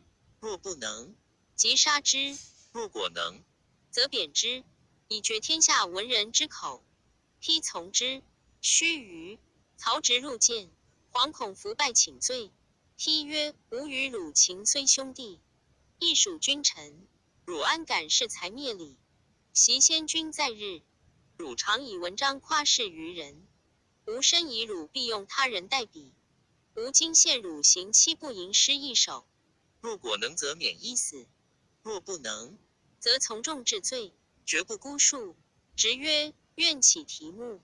时殿上悬一水墨画，画着两只牛，斗于土墙之下，一牛坠井而亡。丕指画曰：即以此画为题，诗中不许犯着二牛斗墙下，一牛坠井死字样，执行七步，其诗已成。诗曰：两肉齐道横，头上戴凹骨，相遇游山下，歘起香堂图。二敌不惧刚，一肉卧土窟，非势力不如，盛气不泄弊。曹丕及群臣皆惊。丕又曰：七步成章，吾有以为耻，汝能应声而作诗一首否？直曰：愿即命题。丕曰：吾与汝乃兄弟也，以此为题，亦不许犯着兄弟字样。直略不思索，即口占一首曰：主斗然斗齐，斗在府中泣，本是同根生，相煎何太急。曹丕闻之，潸然泪下。其母便是，从殿后出曰：兄何逼弟之甚耶？丕慌忙离座告曰：国法不可废耳。于是贬曹植为安乡侯。直拜辞上马而去。曹丕自继位之后，法令一新，威逼汉地，甚于其父。早有细作报入成都。汉中王闻之，大惊，即与文武商议曰：曹操已死，曹丕继位，威逼天子，更甚于操。东吴孙权，拱手称臣，故欲先伐东吴，以报云长之仇，次讨中原，以除乱贼。言未毕，廖化出班，呼拜于地曰：关公父子遇害，实刘封、孟达之罪，岂不此二贼？玄德便欲遣人擒之，孔明谏曰：不可，且以缓图之，急则生变矣。可升此二人为郡守，分条开去，然后可擒。玄德从之，遂遣使生刘封去守绵竹。原来彭样与孟达甚厚，听知此事，即回家作书，遣心腹人持报孟达。使者方出南门外，被马超巡视军捉获，解见马超。超审知此事，即往见彭样，样皆入，置酒相待。酒至数巡，超以言挑之曰：袭汉中王代公甚厚，今何见宝也？样因酒醉，恨骂曰：老革荒悖，吾必有以报之。超又叹曰：某亦怀怨心久矣。样曰：公其本不均，结连孟达为外合，某领川兵为内应，大事可图也。超曰：先生之言甚当，来日再议。超辞了彭样，即将人与书解见汉中王，细言其事。玄德大怒，即令擒彭样下狱，拷问其情。样在狱中，悔之无及。玄德问孔明曰：彭样有谋反之意，当何以治之？孔明曰：样虽狂士，然留之久必生祸。于是玄德赐彭样死于狱。彭样既死，有人报之孟达，达大惊，举止失错，忽使命至，调刘封回守绵竹去气。孟达慌请上庸、房陵都尉申丹、申仪弟兄二人商议曰：我与法孝直同有功于汉中王，今孝直已死，而汉中王忘我前功，乃欲见害，为之奈何？丹曰：某有依计，使汉中王不能加害于公。达大喜，即问何计，丹曰：吾弟兄欲投魏久矣，公可作一表。辞了汉中王，投魏王曹丕，丕必重用，吾二人亦随后来将也。达猛然醒悟，即写表一通，复与来使，当晚引50余骑投魏去了。使命持表回成都，奏汉中王，言孟达投魏之事。先主大怒，览其表曰：臣达服为殿下将见一旅之业，追桓文之功，大事草创，驾事无处，是以有为之事，望风归顺。臣委职以来，千历山积，臣犹自知。况于君乎？今王朝英俊临极，臣内无辅佐之器，外无将领之才，列次功臣，诚足自愧。臣闻范蠡事迹，伏于五湖，就犯谢罪，勋寻河上，夫忌讳之间，请命起身，何哉？欲结去旧之分也。况臣卑鄙，无缘功勋，自系于时，切慕前贤，早思远耻，习身生至孝，见疑于亲，子虚至忠，见诸于君，蒙恬拓进而被大刑，乐意破其而遭谗佞。臣每读其书，未尝不感慨流涕，而卿当其事，亦用商道。尔者，荆州复败，大臣失节，百无一骸，为臣巡视，自至房陵、上庸，而复起身自放于外。伏愿殿下圣恩感悟，悯臣之心，道臣之举。臣诚小人，不能始终，知而为之，敢谓非罪。臣每闻交绝无恶声，去臣无怨辞臣过奉教于君子，愿君王免之。臣不胜惶恐之至。玄德看毕，大怒曰：匹夫叛吾，安敢以文辞相戏耶？即欲起兵擒之。孔明曰：可就遣刘封进兵，令二虎相并。刘封或有功，或败绩，必归成都，救而除之，可绝两害。玄德从之，遂遣使到绵竹，传谕刘封。封受命，律兵来擒孟达。却说曹丕正据文武议事，忽近臣奏曰：蜀将孟达来将。丕召入问曰：如此来，莫非诈降乎？答曰：臣为不救关公之为，汉中王欲杀臣，因此惧罪来将，别无他意。曹丕尚未准信，忽报刘封引5万兵来，取襄阳，单诺孟达厮杀。丕曰：汝既是真心，便可去襄阳取刘封首级来，孤方准信。答曰：臣以利害说之，不必动兵，令刘封亦来将也。丕大喜，遂加孟达为散骑常侍、建武将军、平阳亭侯，领新城太守，去守襄阳、樊城。原来夏侯尚、徐晃已先在襄阳，正将收取上庸诸部。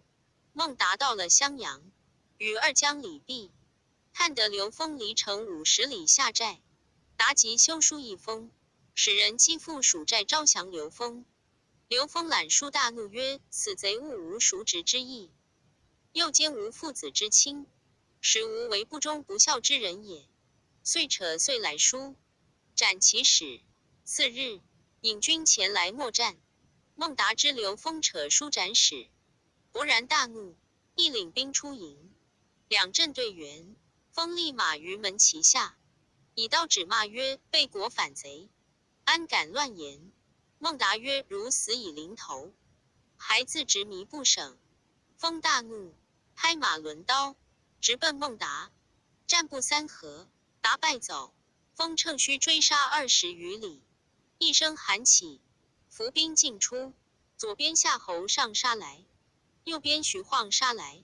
孟达回身复战，3军夹攻，刘封大败而走，连夜奔回上庸。背后卫兵赶来，刘封到城下叫门，城上乱箭射下，申丹在敌楼上叫曰：吾已降了魏也。封大怒，欲要攻城，背后追军将至，风力脚不牢，只得望房陵而奔。见城上已尽插卫旗，申仪在敌楼上将旗一展，城后一标军出，旗上大书右将军许晃。风抵敌不住，即往西川而走。晃乘势追杀，刘封部下只剩得100余骑。到了成都，入见汉中王，哭拜于地，细奏前事。玄德怒曰：“汝子有何面目复来见吾？”封曰：“孰父之难，非而不救，因孟达见祖孤耳。”玄德转怒曰：“汝须识人时穿人衣，非土木偶人，安可听谗贼所阻？”命左右推出斩之。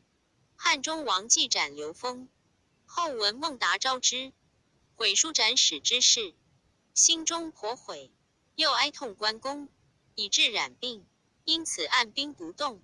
且说魏王曹丕自即王位，将文武官僚尽皆升赏，遂统甲兵30万，南巡沛国谯县，大享先营，乡中父老，扬尘遮道，奉觞敬酒，孝汉高祖还沛之事。人报大将军夏侯惇病笃，丕及韩业郡，10吨已足，丕为挂孝，以厚礼殡葬。是岁8月间，报称10邑县凤凰来夷，临淄城麒麟出现，黄龙现于邺郡。于是中郎将李福、太史丞许之商议种种锐争，乃为当代汉之兆，可安排受禅之礼，令汉帝将天下让于魏王。遂同华歆、王朗、辛毗、贾诩、刘毅、刘烨、陈角、陈群、桓阶等一般文武官僚40余人，直入内殿，来奏汉献帝，请禅位于魏王曹丕。正是魏家社稷今将见，汉代江山乎已矣。未知献帝如何回答，且看下文分解。第80回，曹丕废帝篡颜刘，汉王政未续大统。却说华歆等一般文武入见献帝，兴奏曰：“伏睹魏王，自登位以来，德布四方，人及万物，阅古超今，虽唐虞吾已过此。群臣会议，言汉作以终，望陛下效尧舜之道，以山川社稷，禅与魏王，上合天心，下合民意，则陛下安享清闲之福。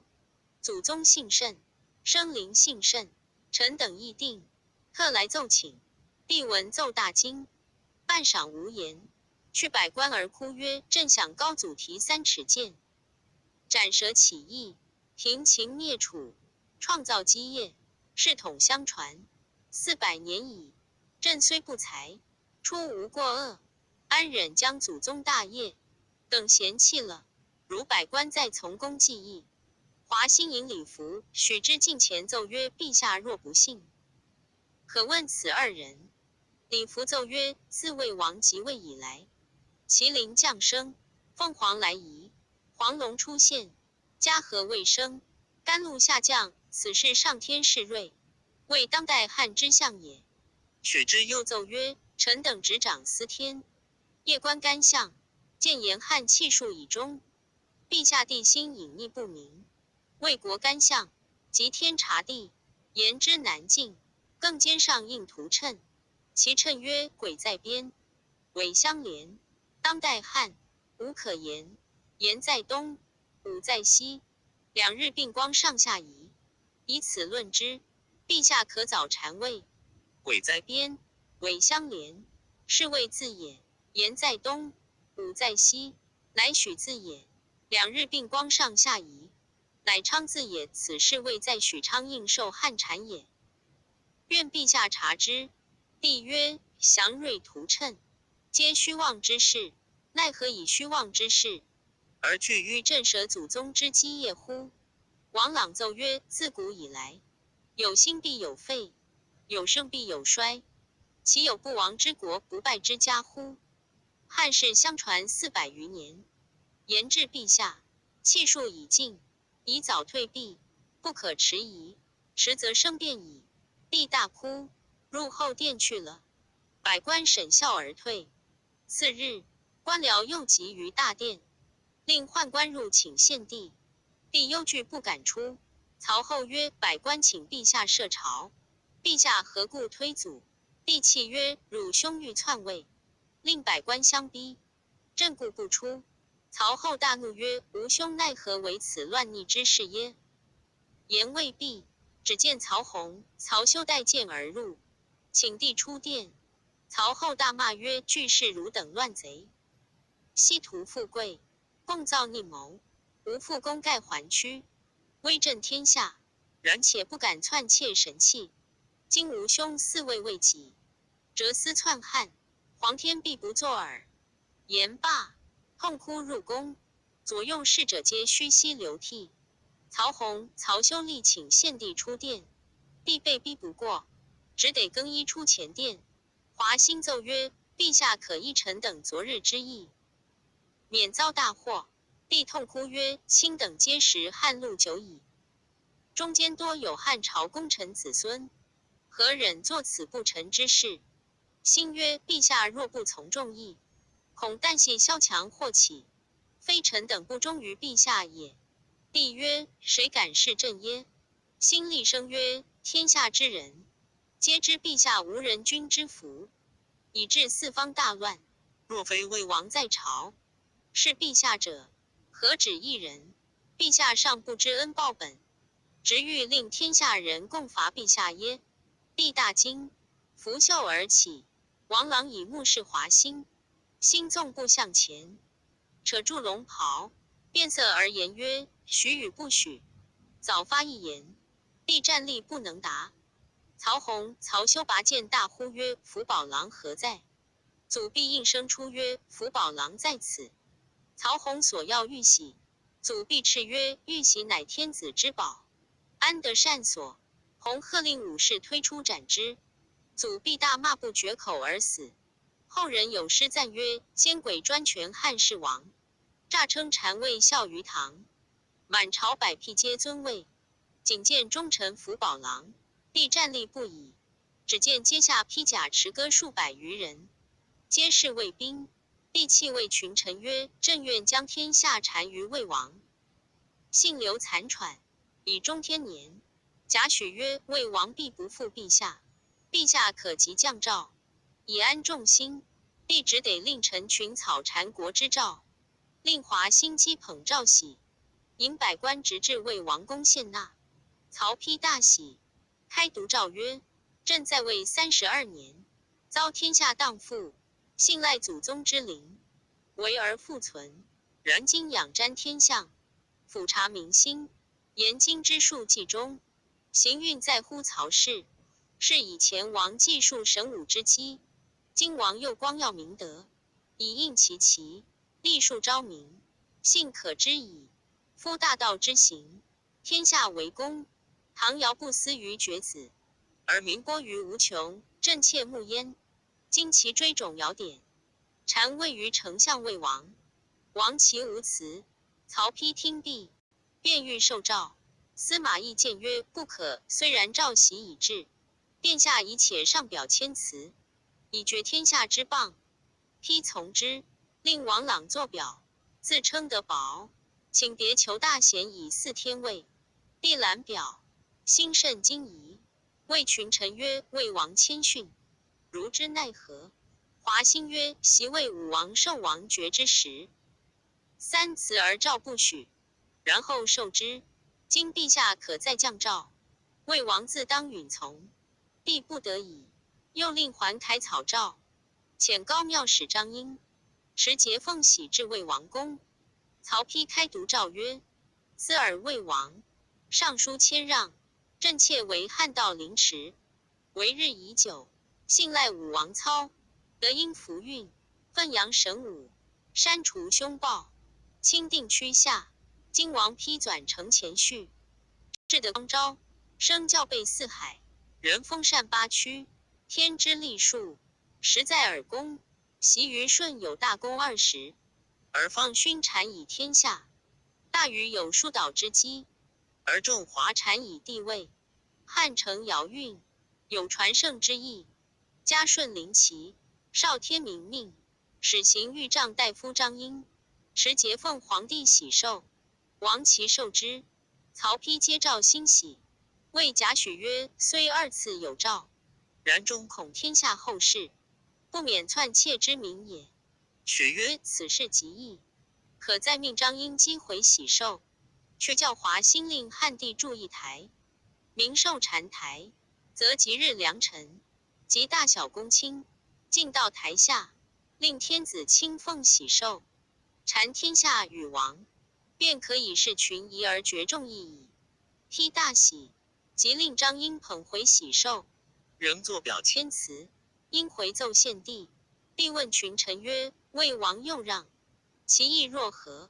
华兴奏曰：陛下可筑一台，名曰寿禅台，聚集公卿数名，明拜禅位，则陛下子子孙孙必蒙魏恩矣。帝从之，乃遣太常院官补地于繁阳，筑起3层高台，则于10月庚午日寅时禅让，至齐。献帝请魏王曹丕登台受禅，台下及大小官僚400余员，御林虎贲禁军30余万。帝亲捧玉玺奉曹丕，丕受之。台下群臣跪听策曰：兹尔魏王，习者唐尧禅位于舜，舜亦以命与天命不于常，违规有德。汉道凌迟，世失其序，降级正宫，大乱资昏，群凶自逆，宇内颠覆，赖武王神武，整资难于四方，为卿屈下，以保虽我宗庙。其与一人或异，必久服10受其次。今王倾城前序，光于乃得。红烈，黄陵将锐，人神告征，但为亮彩，师袭朕命。签曰：尔度克协于舜，用虑我唐典，尽训尔魏。于系天之历数在尔公，君其之顺大礼，享万国以速成天命。独策已毕，魏王曹丕即受禅位大礼，登了帝位。贾诩引大小官僚朝于台下，改延康元年为黄初元年，国号大魏。丕即传旨，大赦天下，是复曹操为太祖武皇帝。华兴奏曰：天无2日，民无2王。汉帝既禅天下，礼仪退就凡服，起降明旨，安置刘氏于何地？言讫，伏献帝跪于台下听旨。丕降旨封地为山阳公，即日变行。华兴按见旨地，厉声而言曰：立一地，废一地，古之常道，今上仁慈，不忍加害，封汝为山阳公。今日变行，非宣诏不许入朝。献帝含泪拜谢，上马而去。台下军民人等见之，伤感不已。丕谓群臣曰：舜与之事，朕知之矣。群臣皆呼万岁。后人观此寿禅台，有诗叹曰：两汉经营事颇难，一朝失却救江山。黄初欲学唐于氏，司马将来作样看。百官请曹丕答谢天地，丕方下拜，忽然台前卷起一阵怪风，飞沙走石，急如骤雨，对面不见。台上火烛尽皆吹灭，丕倾倒于台上，百官急救下台，半晌方醒。侍臣伏入宫中，数日不能设朝。后病稍可，方出殿受群臣朝贺，封华兴为司徒，王朗为司空，大小官僚一一升赏。丕即位权，以许昌公事多邀，乃自许昌幸洛阳，大建宫室。早有人到成都，报说曹丕自立为大魏皇帝，于洛阳盖造宫殿，且传言汉帝已遇害。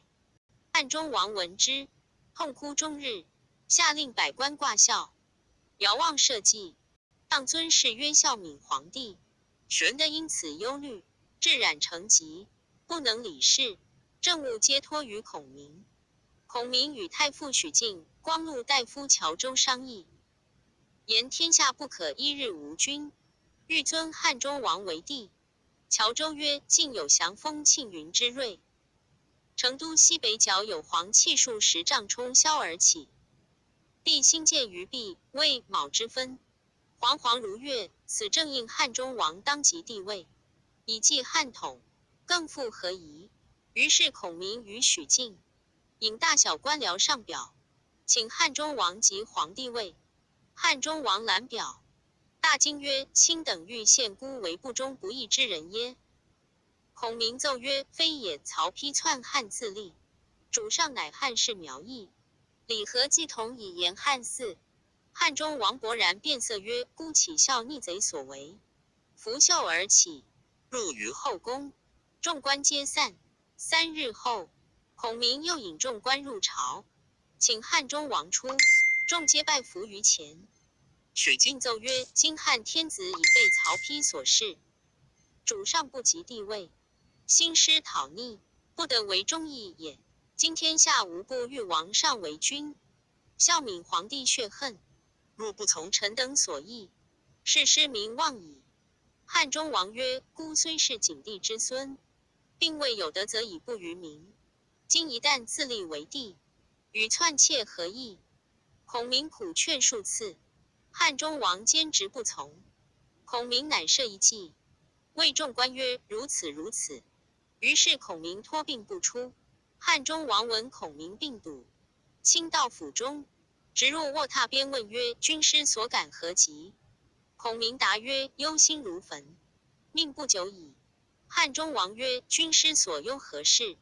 连问数次，孔明只推病重，明目不答。汉中王再三请问，孔明喟然叹曰：臣自出茅庐，得遇大王，相随至今，言听计从。今幸大王有两川之地，不负臣素习之言。目今曹丕篡位，汉嗣将斩，文武官僚咸欲奉大王为帝，灭魏兴刘，共图功名。不想大王坚执不肯，众官皆有怨心，不久必尽散矣。若文武皆皆散，未来攻，两川难保，臣安得不忧乎？汉中王曰：吾非推阻，恐天下人议论耳。孔明曰：圣人云：名不正，则言不顺。今大王名正言顺，有何可议？岂不闻天与福取，反受其咎？汉中王曰：待军师病可，行之未迟。孔明听罢，从榻上跃然而起，将屏风一击，外面文武众官皆入，拜伏于地曰：主上既允，便请择日以行大礼。汉中王视之，乃是太傅许靖、安汉将军糜竺、青衣侯尚举、阳泉侯刘豹、别驾赵作、至中杨洪、义曹杜琼、从事张爽、太常卿赖忠、光禄卿黄权、祭酒何曾、学士尹默、司业谯周、大司马殷纯、偏将军张翼、少府王谋、昭文博士一级、从事郎秦密等众也。汉中王惊曰：献孤于不义，皆卿等也。孔明曰：王上既允所请，便可筑台则吉。公行大礼，即时送汉中王还宫，一面令博士许慈建议郎孟光掌礼。筑台于成都武丹之南，诸事齐备，多官整设銮驾，迎请汉中王登坛致祭。谯周在坛上高声朗读祭文曰：为建安26年4月丙午朔，月12日丁巳，皇帝备感昭告于皇天后土，汉有天下，历数吴疆，囊者王莽篡道。光武皇帝震怒至诛，社稷复存。今曹操祖兵残忍，戮杀主后，罪恶滔天。操子丕宰嗣兄逆，窃据神器，群下将士，以为汉嗣堕废，备夷言之。四五二祖，公行天罚，被拒无得舔地位。玄曰庶民，外及辖荒军常，签曰：天命不可以不达，祖业不可以久替，四海不可以无主，绿土是望。再备一人，被为天明命，又具高光之业，将坠于地，景则吉日，登坛祭告，受皇帝喜寿，抚临四方，为神想作汉家。永虽立服，独罢祭文。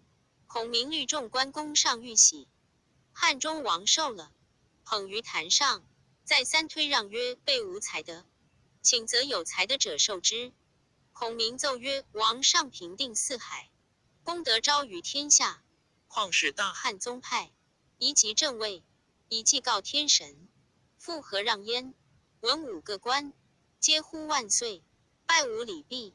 改元章武元年，立妃吴氏为皇后，长子刘禅为太子，封次子刘永为鲁王，刘礼为梁王，封诸葛亮为丞相，许晋为司徒，大小官僚一一升赏，大赦天下，两川军民，无不欣悦。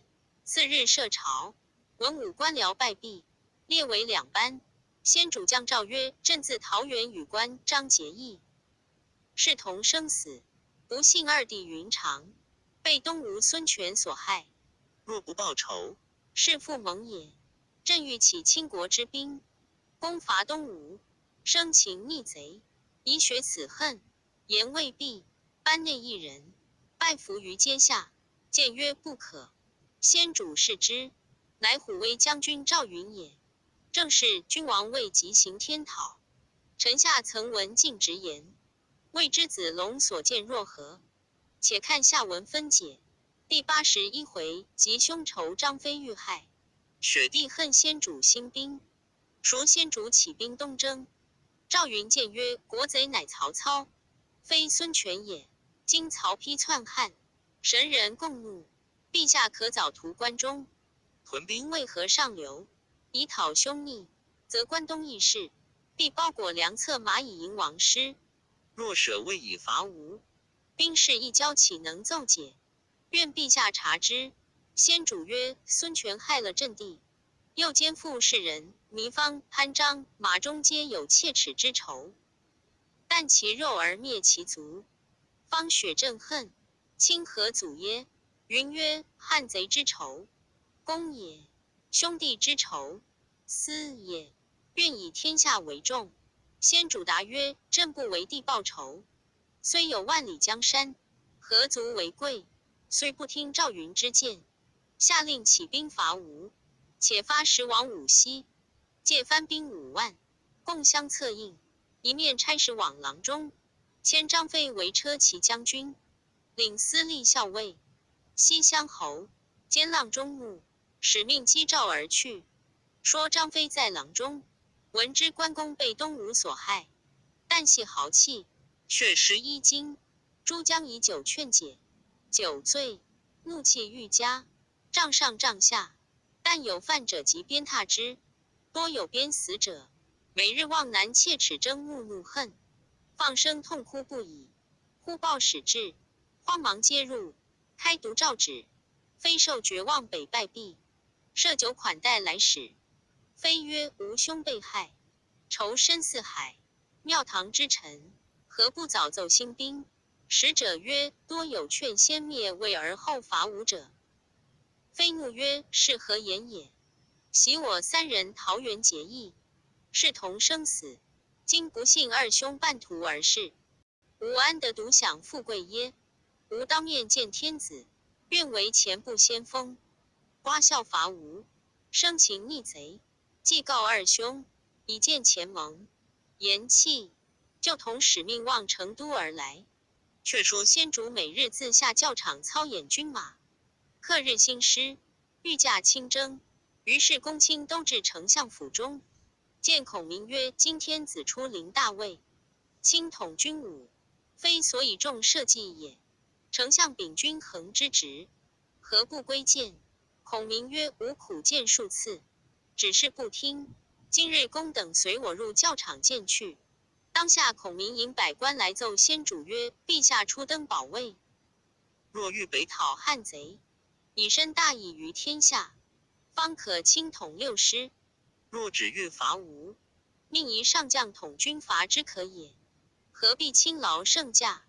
先主见孔明苦谏，心中稍回，忽报张飞到来。先主即召入，飞至演武厅拜伏于地，抱先主足而哭。先主一哭，飞曰：“陛下今日为君，早忘了桃园之事，二兄之仇，如何不报？”先主曰：“多官见阻，未敢轻举。”飞曰：“他人岂知昔日之盟？若陛下不去，臣舍此躯与二兄报仇。若不能报时，臣宁死不见陛下也。”先主曰：“朕与卿同往，卿提本部兵，自阆州而出。朕统精兵会于江州，共伐东吴，以雪此恨。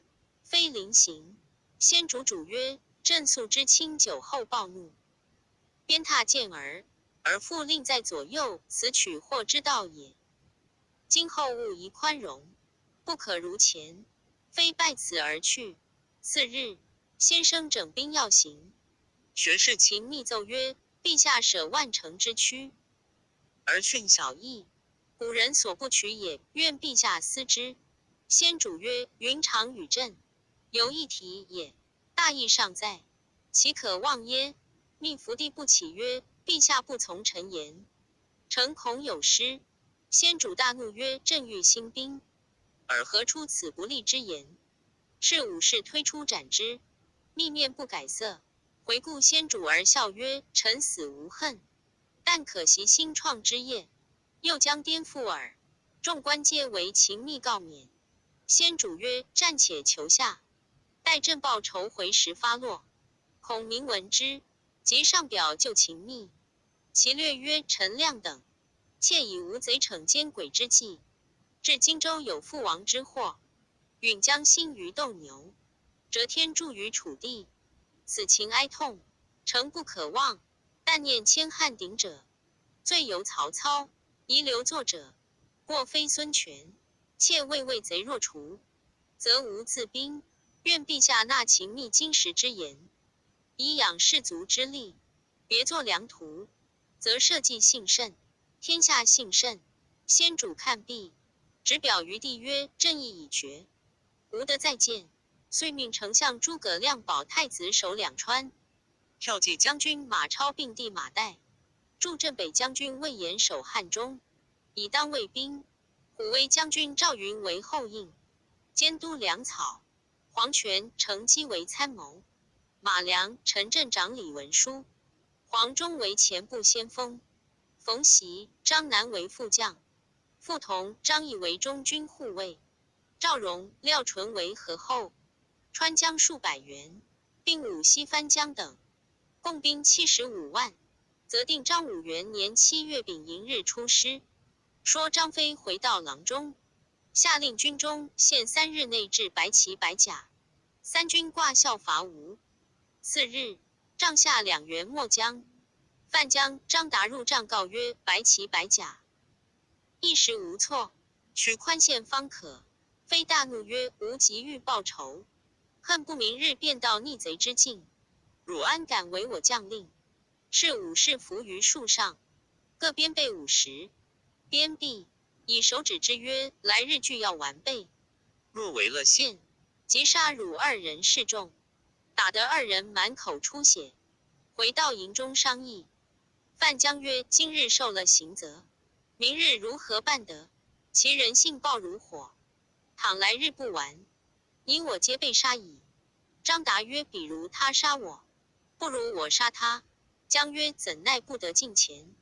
答曰：“我2个若不当死，则他醉于床上；若是当死，则他不醉。”二人商议停当，却说张飞在帐中，神思皆乱，动止恍惚，乃问不江曰：“吾今心惊肉颤，坐卧不安，此何意也？”不江答曰：“此事君侯思念关公，以致如此。非令人将酒来与不江同饮，不觉大醉，卧于帐中。范、张2贼探知消息，初更时分，各藏短刀，密入帐中，诈言欲禀机密重事。直至床前，原来张飞每睡不合眼，当夜寝于帐中。2贼见他虚数目张，本不敢动手，因闻鼻息如雷，方敢近前，以短刀刺入飞腹。非大叫一声而亡。时年55岁。后人有诗叹曰：安喜曾闻边都游，黄金扫尽左岩流。虎牢关上生仙阵，长板桥边水逆流。义士言延安蜀境，至七章台定中州。伐吴未克身先死，秋草长一浪地愁。却说二贼当夜割了张飞首级，便引数十人投东吴去了。次日，军中闻之，起兵追之不及。时有张飞部将吴班，向自荆州来见先主。先主用为衙门将，使左张飞守郎中。当下吴班先发表彰，奏知天子，然后令长子张苞据棺椁圣主，令弟张绍守郎中。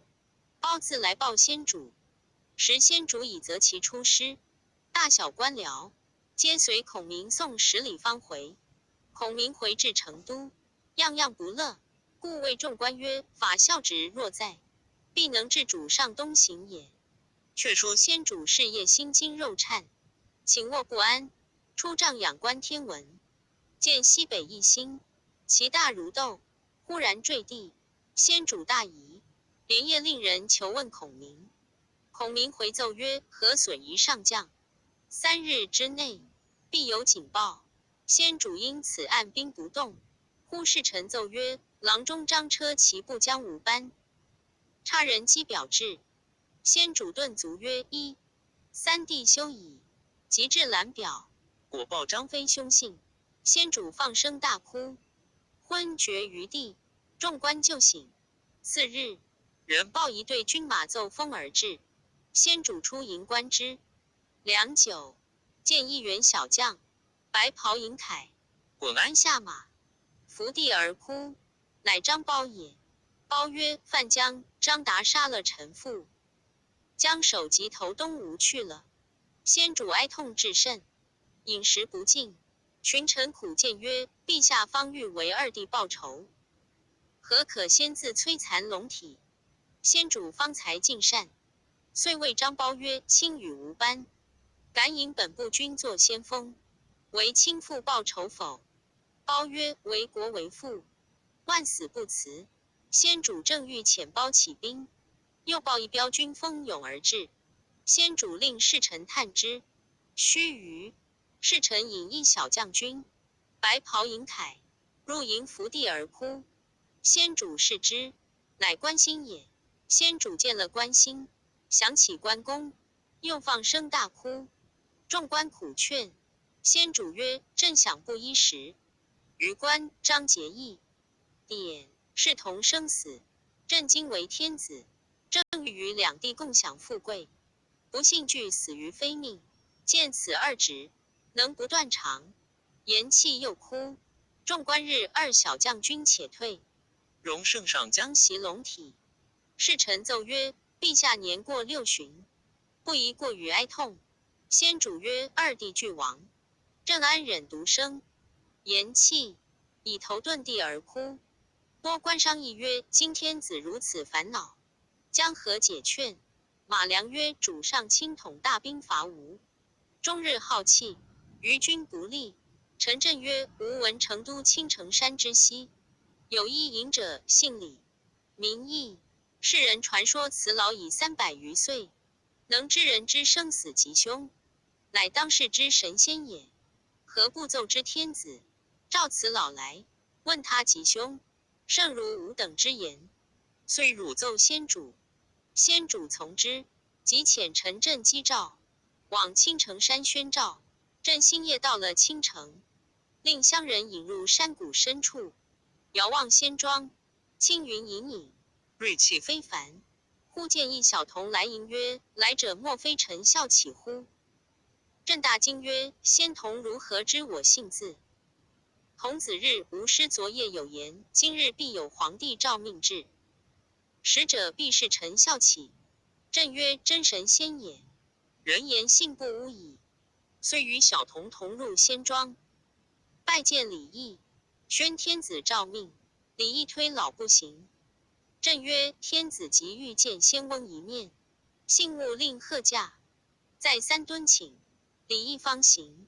既至御营，入见先主。先主见礼义鹤发童颜，闭眼方瞳，灼灼有光，身如古柏之状，知是一人。优礼相待。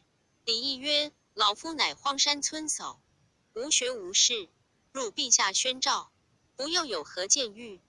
先主曰：朕与关张二弟结生死之交，30余年矣。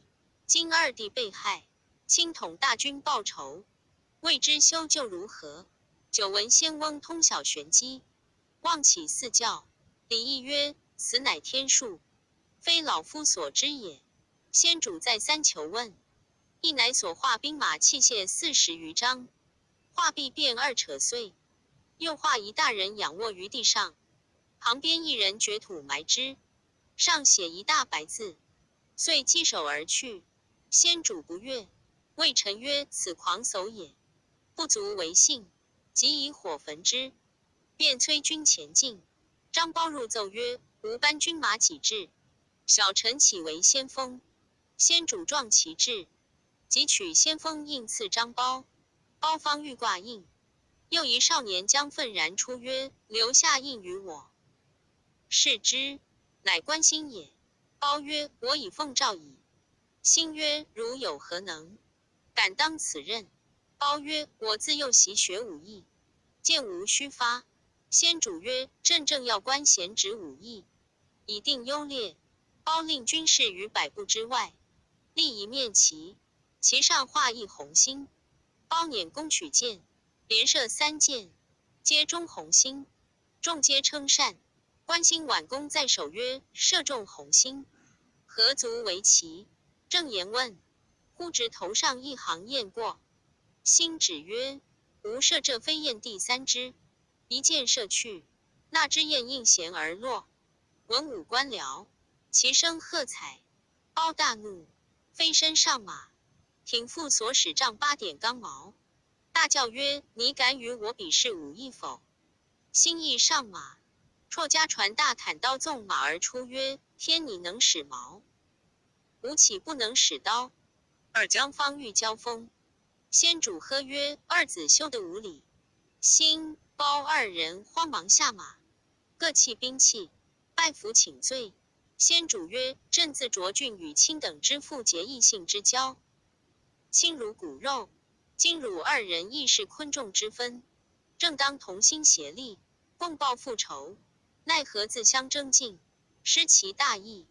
父丧未远而犹如此，况日后乎？2人再拜服罪。先主问曰：卿2人谁年长？苞曰：臣长关兴1岁。先主即命兴拜苞为兄。2人就帐前折剑为誓，永相救护。先主下诏使吴班为先锋，令张苞、关兴护驾，水陆并进，传旗双行，浩浩荡荡，杀奔吴国来。却说范将张达将张飞首级，投献吴侯，细告前事。孙权听罢，收了2人，乃谓百官曰：今刘玄德即了帝位，统精兵70余万，御驾亲征，其势甚急，大如之奈何？百官尽皆失色，面面相觑。诸葛瑾出曰：某识君侯之路久矣，无可报效，愿舍残生，去见蜀主，以利害说之，使两国相和，共讨曹丕之罪。权大喜，即遣诸葛瑾为使，说先主罢兵，正是两国相争通使命，一言解难赖行人。未知诸葛瑾此去如何？且看下文分解。第82回，孙权将位受酒席，先主征吴赏6军。却说张武元年秋8月，先主起大军至夔关，驾屯白帝城，前队军马已至川口。近臣奉曰：吾使诸葛瑾至。先主传旨叫休放入。黄权奏曰：景帝在蜀为乡，必有事而来，陛下何故决之？当召入，看他言语，可从则从，如不可，则就借彼口说与孙权，令之问罪有名也。先主从之。召景入城，景拜伏于地。先主问曰：子于远来，有何事故？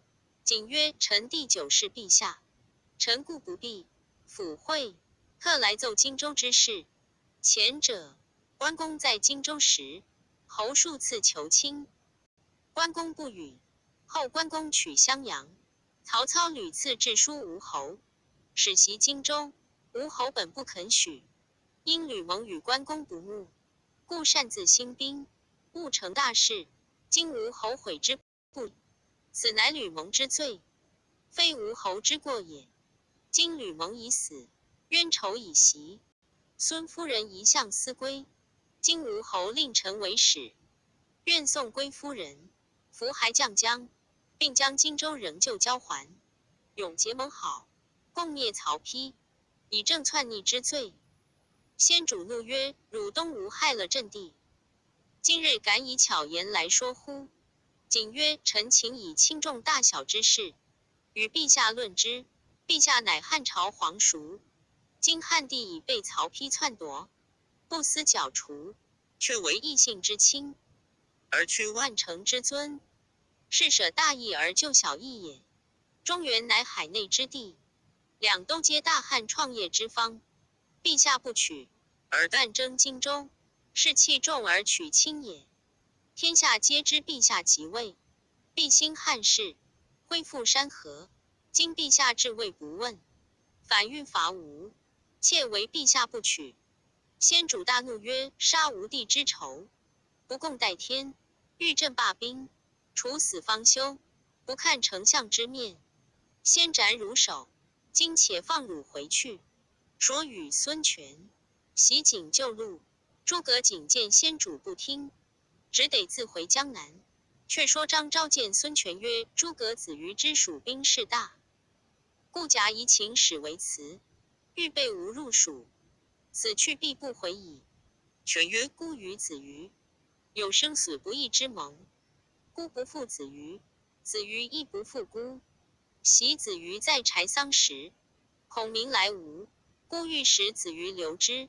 子瑜曰：弟几世玄德，亦无二心，弟之不留，有景之不往，其言足冠神明。今日岂肯降蜀乎？孤与子瑜可谓神交，非外言所得兼也。正言间，忽报诸葛瑾回。权曰：孤言若何？张昭满面羞惭而退。瑾见孙权，先主不肯通和之意。权大惊曰：若如此，则江南危矣。阶下一人进曰：某有依计，可解此围。视之，乃中大夫赵咨也。权曰：得度有何良策？咨曰：主公可作一表，某愿为使，往见魏帝曹丕陈说利害，使袭汉中，则蜀兵自危矣。权曰：此计最善，但卿此去，修失了东吴气象。咨曰：若有些小差失，即投江而死，安有面目见江南人物乎？权大喜，即写表称臣，令赵咨为使。星夜到了许都，先见太尉贾诩等，并大小官僚。次日早朝，贾诩出班奏曰：东吴遣中大夫赵咨上表。曹丕笑曰：此欲退蜀兵故也。即令召入，咨拜伏于丹池，披览表毕，遂问咨曰：吴侯乃何如主也？咨曰：聪明人智雄略之主也。丕笑曰：卿褒奖吾乃太甚。咨曰：臣非过誉也。吴侯纳鲁肃于反品，是其聪明也；拔吕蒙于行阵，是其明也；或于禁而不害，是其仁也；取荆州兵不血刃，是其智也；举三江虎视天下，是其雄也；取神于陛下，是其略也。以此论之，岂不为聪明人智雄略之主乎？丕又问曰：吾主颇之学乎？咨曰：吾主服将万骚，带甲100万，任贤使能，志存经略，少有余贤，博览书传，历观史籍，采其大旨，不效书生寻章摘句而已。丕曰：朕欲伐吴，可乎？兹曰：大国有征伐之兵，小国有预备之策。丕曰：吾未畏乎？兹曰：带甲100万，江汉为池，何谓之有？丕曰：东吴如大夫者几人？兹曰：聪明特达者80-90人，如臣之辈，车载斗量，不可胜数。丕叹曰：始于四方，不入君命，卿可以当之矣。于是即降诏，命太常卿行真，姬册封孙权为吴王，加9席，诏资谢恩出城。大夫刘烨谏曰：今孙权据蜀兵之势，故来请将，以陈于见。蜀吴交兵，乃天王之也。今若遣上将提数万之兵，渡江袭之，蜀攻其外，魏攻其内，吴国之亡，不出旬日，吴王则蜀孤矣。陛下何不早图之？丕曰：孙权既以礼服朕，朕若攻之，是举天下欲将者之心，不若纳之为士。刘烨又曰：孙权虽有雄才，乃残汉骠骑将军南昌侯之职，官轻则是为，尚有为中原之心。若加以王位，则去陛下一阶耳。今陛下信其诈降，崇其位号，以封止之，是于虎天一之。丕曰：不然，朕不助吴，亦不助蜀，待看吴蜀交兵，若灭一国，只存一国，那时除之，有何难哉？朕意已决，卿勿复言。遂命太常卿行真，同赵资捧直侧席，进至东吴。却说孙权聚集百官，商议御蜀之策。忽报魏帝封主公为王，理当远接。故雍谏曰：主公宜自称上将军九州伯之位，不当受魏帝封爵。权曰：当日沛公受项羽之封，盖因时也，何故却之？遂律百官出城迎接。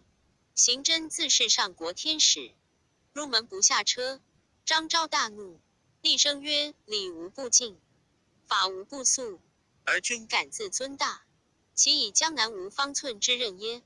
行真慌忙下车，与孙权相见，并车入城。忽车后一人放声哭曰：吾等不能奋身舍命，为主并未吞蜀，乃令主公受人封爵，不亦辱乎？众视之，乃徐盛也。行真闻之，叹曰：江东江乡如此，终非久在人下者也。却说孙权受了封爵，众文武官僚拜贺已毕，命收拾美玉明珠等物，遣人激进谢恩。早有细作报说，蜀主引本国大兵，及蛮王杀摩柯番兵数万，又有洞悉汉江渡陆刘宁2支兵，水陆并进，声势震天。水陆军已出吴口，汉陆军已到秭归。时孙权虽登王位，奈魏主不肯接应，乃问文武曰：蜀兵势大，当复如何？众皆默然。权叹曰：周郎之后有鲁肃，鲁肃之后有吕蒙，今吕蒙已死，无人与孤分忧也。言未毕，忽颁布众一少年将，愤然而出。伏地奏曰：臣虽年幼，颇习兵书，愿起数万之兵，以破蜀兵。权视之，乃孙桓也。桓字属武，其父名和，本姓于氏。孙策爱之，自姓孙，因此亦系吴王宗族。和生4子，桓居其长，弓马熟娴，常从吴王征讨，累立其功，官授5位都尉。时年25岁。权曰：如有何策胜之？桓曰：臣有大将2员，一名李毅，一名谢金，具有万夫不当之勇，起数万之众，往擒刘备。权曰：直虽英勇，征奈年幼，必得一人相助，方可。虎威将军朱然出曰：臣愿与小将军同擒刘备。权许之，遂点水陆军5万，封孙桓为左都督，朱然为右都督。即日起兵，少马探的蜀兵已至宜都下寨。孙桓引25000军马屯于宜都界口，前后分作3营，以拒蜀兵。